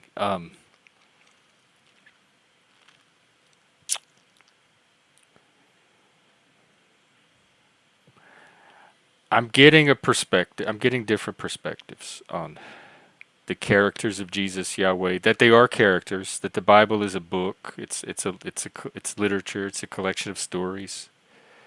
Um, independent of any historical value it has, it's at least a body of stories, and there are at least characters in these stories. One of them's called Yahweh. One of them's called Jesus or Yeshua of Nazareth, or whoever. There's Holy Spirit in there somewhere. So there's a Satan. So it's a body of mythology, just like Homer or Buddha. Or those other. If you could put if you could wear the shoes of the people who decide to put all those stories into the first, is that the first book? Is that how history is explained? That's the first. No, I think I think it's the Epic of Gilgamesh that's the first written story that we have. Really? Have you read that story? I was part of a men's group, storytelling group, and we did the story orally over a couple of months. What do you think about the story of Gilgamesh or whatever it was? I like it. I like Enkidu better than I like Gilgamesh. He's not a very likable He's not a character. likable character. Oh, Talking about you, ego and pride and all of that. so you brought up something that was interesting to me, and I've heard this term before, and it keeps on bringing back to the whole game of life. You said Machiavellian. So have you read the 50 Laws of Power? I read The Prince. Who wrote 50 Laws of Power? Let's see. Robert Greene. For some Yeah, reason, that that's. sticks in my head. I don't know if it's like something that's subliminal Is it or 48 what. Laws of Power? Oh, thank you. Well, he might have increased it to 50. Never outshine the master. Never put too much trust in friends. Damn. Learn how to use enemies. You haven't read this? Keep a close eye on your friends. They get envious and they will undermine you. If you co-opt an enemy, he'll be more loyal than a friend because he'll try harder to prove himself worthy of your trust. This sounds like something Hank would write. Conceal your intentions. Where do you think Hank got it from? Always say less than necessary. I'm screwed. This is law number 4 right here. I'm already Bro, screwed. yeah. Say little and be ambiguous, leaving the meaning to others to interpret. Browns boy, have you read the 48 Laws of Power? At the time, the 48, I was introduced the 48 Laws of Power. First of all, to answer your question, no. But the first time I was introduced to it, the people who had introduced me to it at this time, they were still allowing that book in prison. And my conspiratorial mind said, ooh, it's going to be like the book The Secret. It's going to be like one of them self-help, like lose your mind in the shit. And like, but like ultimately it's going to create some sort of like kind of an asshole or something. So I definitely did not read that book. Because You were worried it would make you into an I'm asshole? not a person who is interested in, ooh, how can I try to be learning to be deceptive in these situations? I can barely fucking hang out with you guys, let alone worry about That's true. and reading a book about how to determine if someone's deceptive. I'll just listen to your tone, your demeanor, what you speak about, and sometimes maybe your word structure and how you word things. That's about it. So you don't have interest in gaining power over other people? What? Well, I guess like define power. And any ability to influence or manipulate or control or direct them? Influence or manipulate. It doesn't sound like power. But you were trying to educate Philip earlier, so you wanted some kind of power to get him Why'd to you gotta see bring the that back up, truth. Jeff? Really? Really? Well, because it's an example. I'm joking, brother. I don't even remember. Oh, it was something stupid. I don't know. Do you think you could? Do you think you have the ability to do what they did in Survivor and trick the other people? Like, I don't know if I could have done that. That's what I want. I want to. I you want to mean go on one of those playing shows games? so bad to test myself. I honestly don't know. I think you have the ability to do it now, Jeff. Since you're a No YouTuber, way. you can No put that up chance. The there. Panelverse taught me everything I know. No chance. What were you on Survivor, Philip? You look No. like you were on Survivor. What does somebody on Survivor look like? I don't You know. I look just like thought it was a funny you joke. might have been on Survivor. I They've don't had every cross section of human you could possibly think of on that show. Earlier, I was I'm calling like, at least I HR on never that made one, fun bro. of how he looked. Earlier on, like when I was getting scolded, I was like, at least I never made fun of how he looked. So then I just snuck one. I just snuck one back in. That there. was going through your head? Like, all these people are fussing at me. What did I do wrong? Okay, I know it at least wasn't about how he looked. Right. No, it was for calling him a cocksucker and going at him really hard. Just for admiring Elon. No, it wasn't even for. I don't know what it was, bro. I was just trying to go along with the fucking topic. You're like, let's talk. Let's go on the interview with Elon Musk and Donald. Okay, let's talk about Elon Musk and Donald Trump real quick before the interview starts. and give our opinions about them. And We my were all third- doing. I was talking about Elon. That's what I mean. I was like, who's this guy coming? What the hell?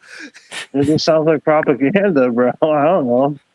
I guess, but I'm not trying to sell anything. I don't have anything to buy. You were You fell for the You were brainwashed by the propaganda, and it was hard for him to see somebody get So- that taken in by was, Elon's you're right. propaganda.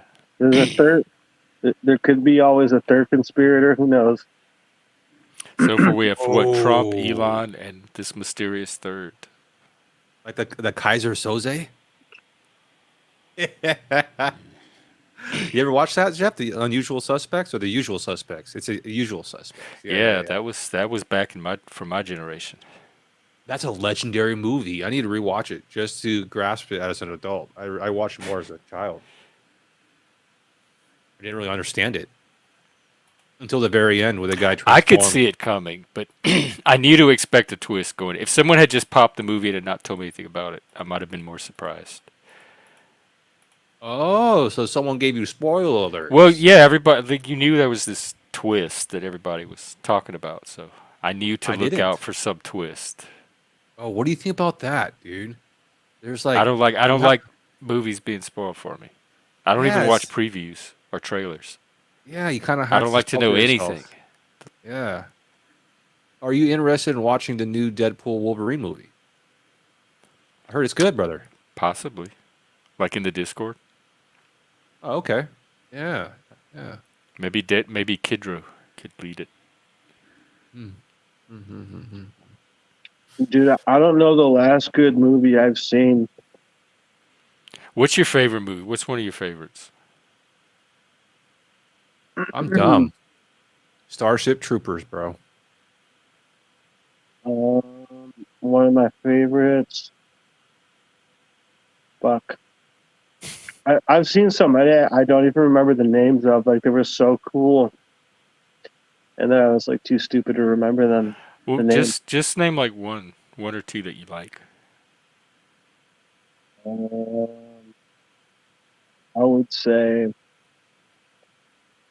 I'd have to say maybe I'd probably throw Super Troopers in there. That's a good one. And that's just based on like just pure fucking stupidity, humor type shit. It's like perfect meme movie. So many memes. So many. And I then think I've seen it. You haven't seen Super Troopers? no, you never seen There's a that shit? sequel, Super Troopers 2. Dude, the second one I think is fucking. I did not. I thought it was hilarious when I watched it too. Maybe we'll watch it in Discord. Is it comedy? Yes. Yeah, Canadian? the I entire see. time. It's Canadian comedy, isn't it? The entire time, yeah, they drink liters of cola instead of glasses.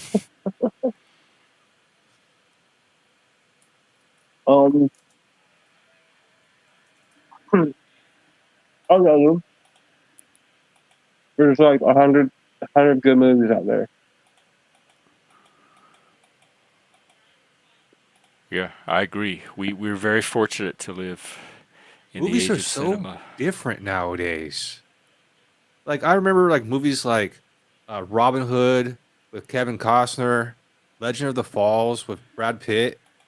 You know, movies like that. There aren't movies made like that these days. I never got into actors' names. That's why I failed. I failed in the movie category for a while. I just like didn't watch them. Tombstone. Oh, another one. I never figured it out, but it was pretty freaky. But it was called Requiem for a Dream. Oh yeah, that's a good. I've watched that one like 10 times at least. That's Ellen Burstyn. I don't know how she didn't get the Oscar that year. She was so good in that movie. And What's that what's about? this Ashton? Wait, Butterfly Effect was a good one. Who's in that? Oh, you don't know the actress. I think I saw that one. Oh, you No, said Ashton Kutcher.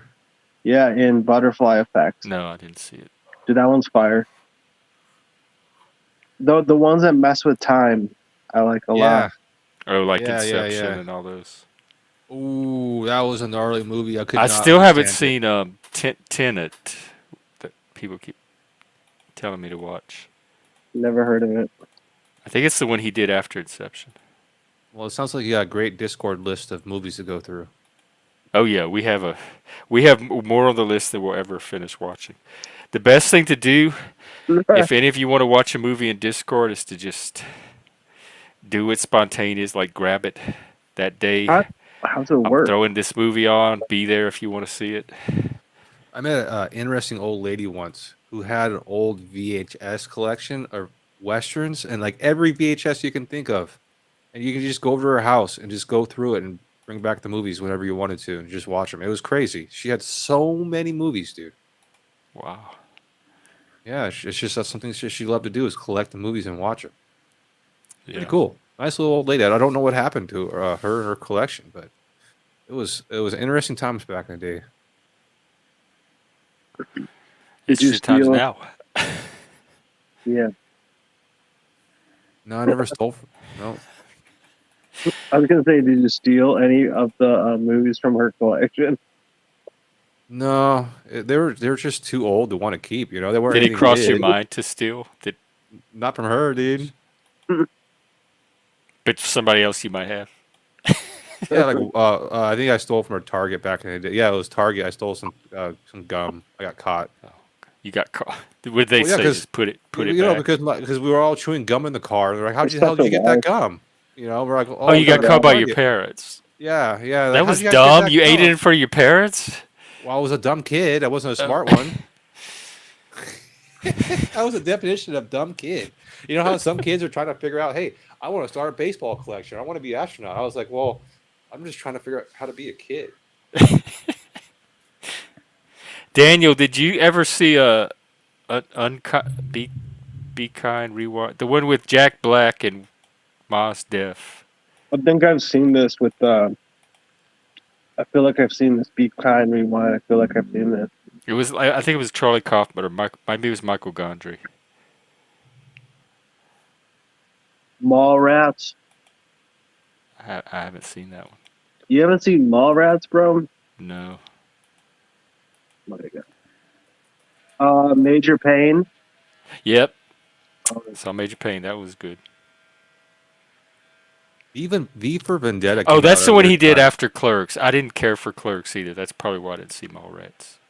Yeah, that was a strange thing. I didn't understand the popularity of that movie, but it's Well, like I was a Slacker fan, and that was one of the shows that inspired Clerks. So I watched it thinking it was going to be another Slacker, and it was Slacker was a lot better. It just wasn't what I thought it was going to be.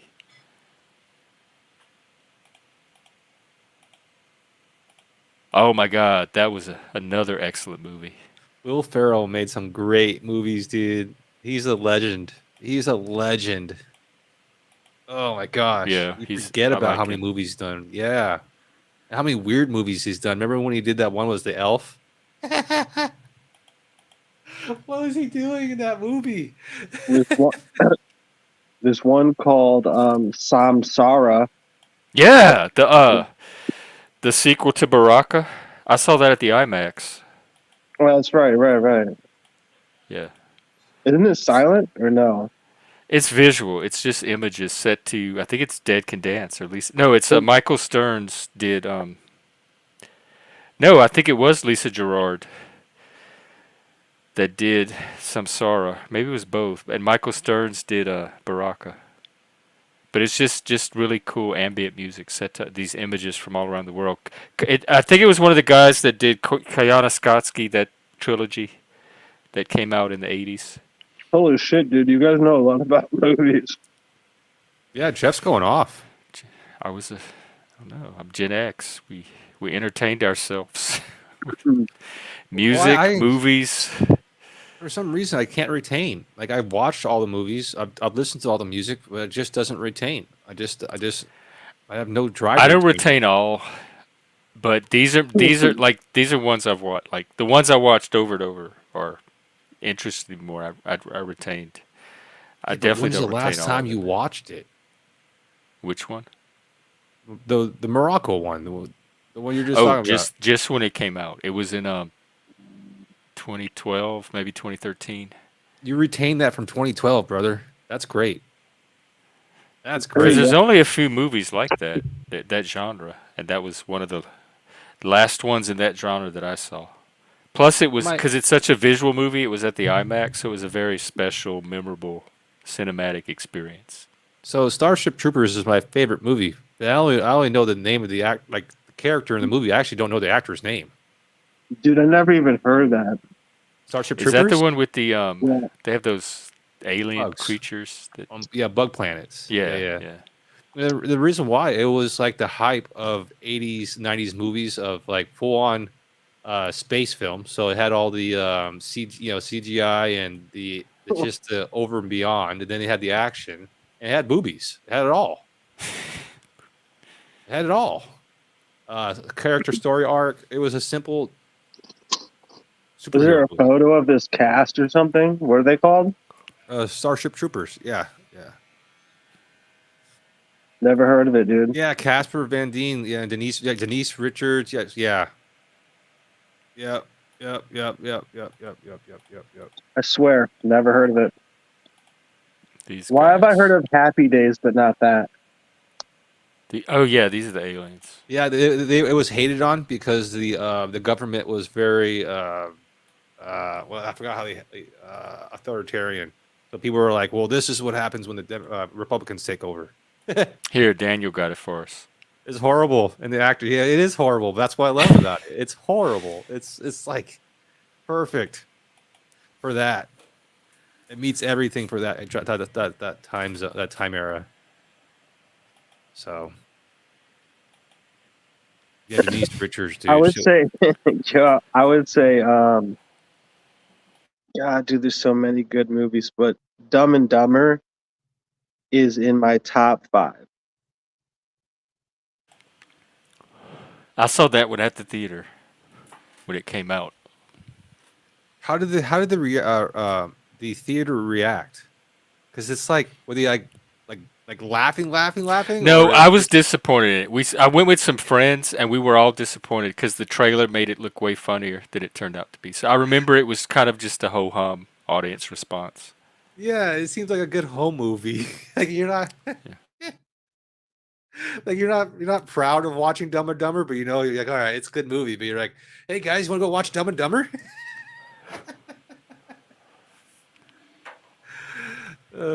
Aliens, Starship Troopers. Yeah, Aliens was good. Aliens was good. I tried to Um, watch it with my ex, and we got in a fight, argument. Didn't even get through the movie. So What? Did you argue about the movie or because this, something else? yeah, I'll tell you why. This is what. There was a cat on the spaceship. Like it took me out of the picture seeing this little cat I said, like, why do they have a cat?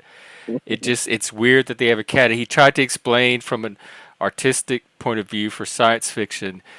They try to, when you're out in space, they try to humanize it by bringing in elements from earthly life to kind of, I'm like, that's dumb. I don't need a cat on the spaceship to feel like I relate to earthly life. And it got into this big argument about how I don't understand scientific conventions and it's its own genre.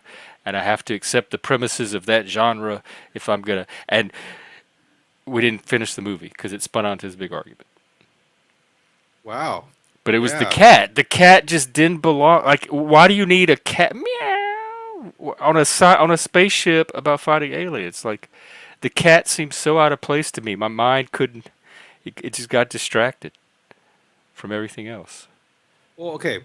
If you think about it, what animal would you bring to space? You don't need to. Why do people need animals in space? Focus If- on the people. Yeah, but okay, if you had to bring a companion animal, I don't think you could bring a dog. Why do you need a companion? If you need a companion animal, you have no business going out into space. That is not the environment for you. Just stay home and pet your cat or play with your dog. Now I know. Oh, Daniel, this was the first Alien. I think the one because I had never seen it. And he's like, "Oh, you've never seen Alien? We got to watch it. It's one of my favorite movies." And 30 minutes in, we're fighting and I turned it off. But he can't figure out like why is the cat even in space? Yeah, I don't. If I was doing a science fiction movie in the depths of space, fighting alien creatures, I would not think, oh, and we need a cat somewhere in it. We need to make sure we put a cat in there somewhere. It was Elon Musk's fault. He went to Probably. Mars, right? And he was the first guy to bring a cat to space. And then everybody's like, well, okay, then cats are our space companion animal. And his explanation was it was to make the characters more relatable by giving a touch of earthly life. And that was so jarring to me in something like a spaceship. Like, why do you need...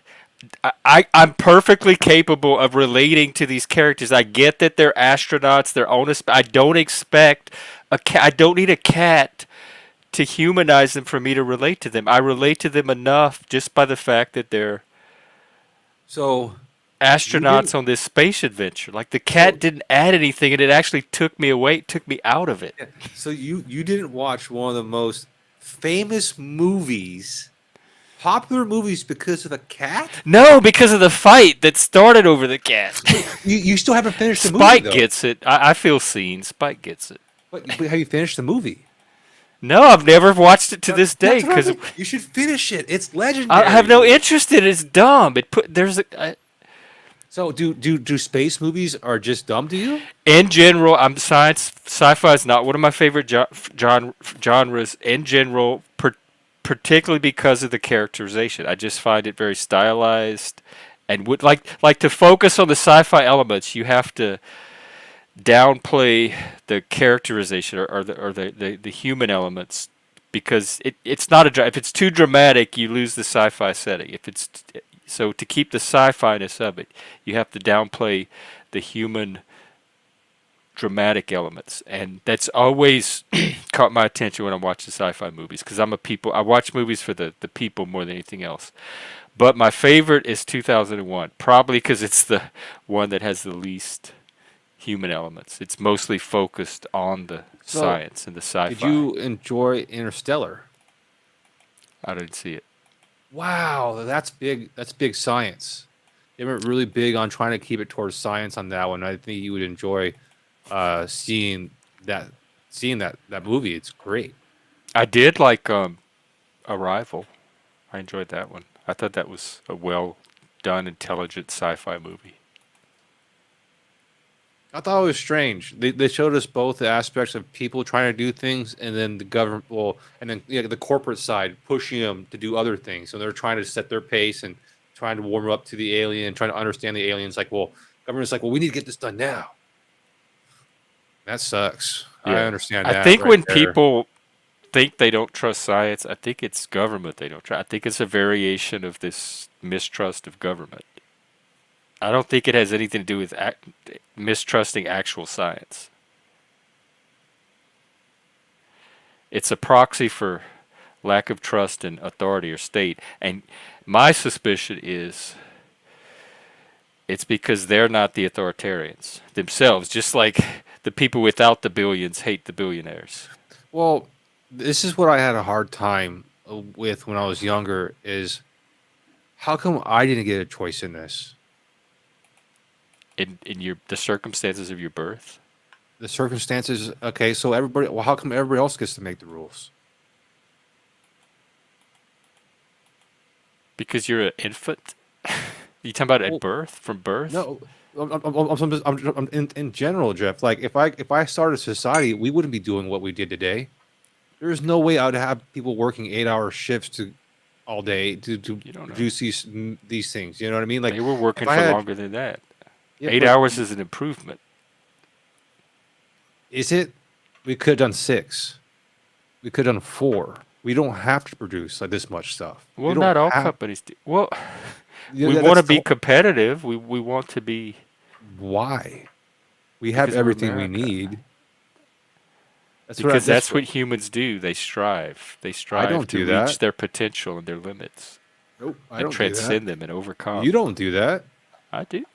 No, you don't. You don't out I here do. freaking running Amazon.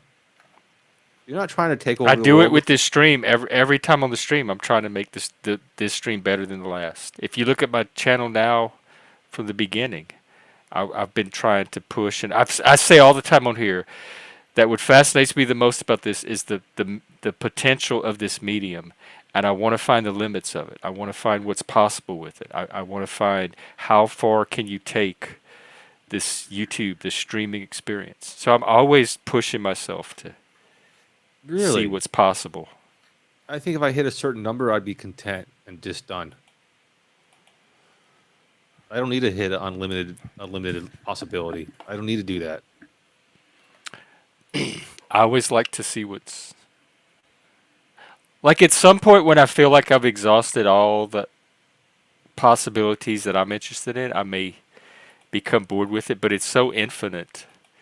I don't see that happening in whatever lifetime is left to me. Oh, this is where I get Survivor. they attempt to pull me off Survivor. stage. No, this is great, Jeff. I've had a great time talking to you. We've gone to several different topics, the ups and downs. Brown's boy and I think, have made progress. We understand each other a little bit better now. I think that was I wish I had a chance to talk to Hank. I didn't get a chance to do that. You guys asked me to come up here, and those guys didn't have one question for me, bro. it was That a was fake disappointing. out. I wanted you to come up to give you an opportunity. I didn't necessarily have a specific question, other than I wanted to make sure you were good on your end of what happened. So I didn't necessarily bring you up to perpetuate anything. I just wanted to kind of check in and get I don't some have a closure. choice, Jeff. I have to be good, brother. If you can believe that. I don't have a choice. You do have a choice, but I do admire that you make a choice to be good. So I don't know. Yeah, and Brown's boy, I think it's a credit to you. You handled that well, and I think Yeah. at the end when Philip came back on, it was very collegial.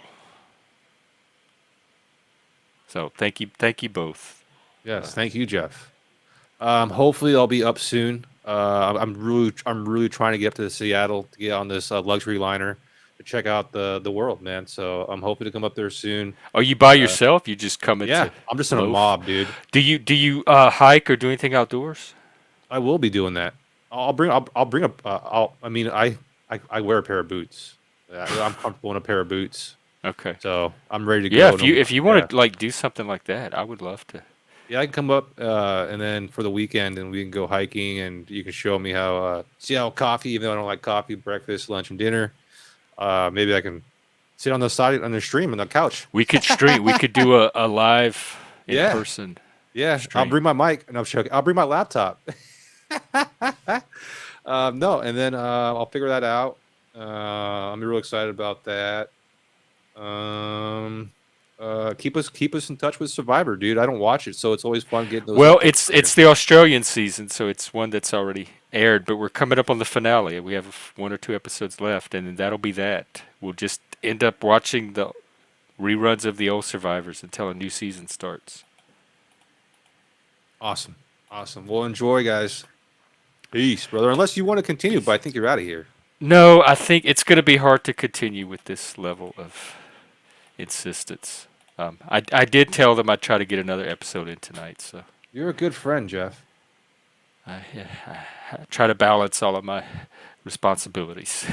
You're doing a good job, brother. I'm trying Keep to it up. adult, and the Panelverse, believe it or not, in some weird way, is helping me adult. Maybe better than. Try not to make those freaking. Well, what'd you do the other day? 8-hour, 9-hour stream and no sleep. Try not to do that, dude. That's not healthy. Take care of yourself. Yeah, thanks. Take care.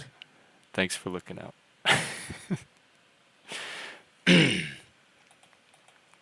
All right, Frank. All right, Bex. 5 minutes. See you in the Discord. Everyone else, thank you again. This will probably be my last one tonight. I might get a envie to fire up another one later, but definitely tomorrow. Look for one tomorrow. I'll be around. All right, I'm out of here. Thanks, guys. Take care.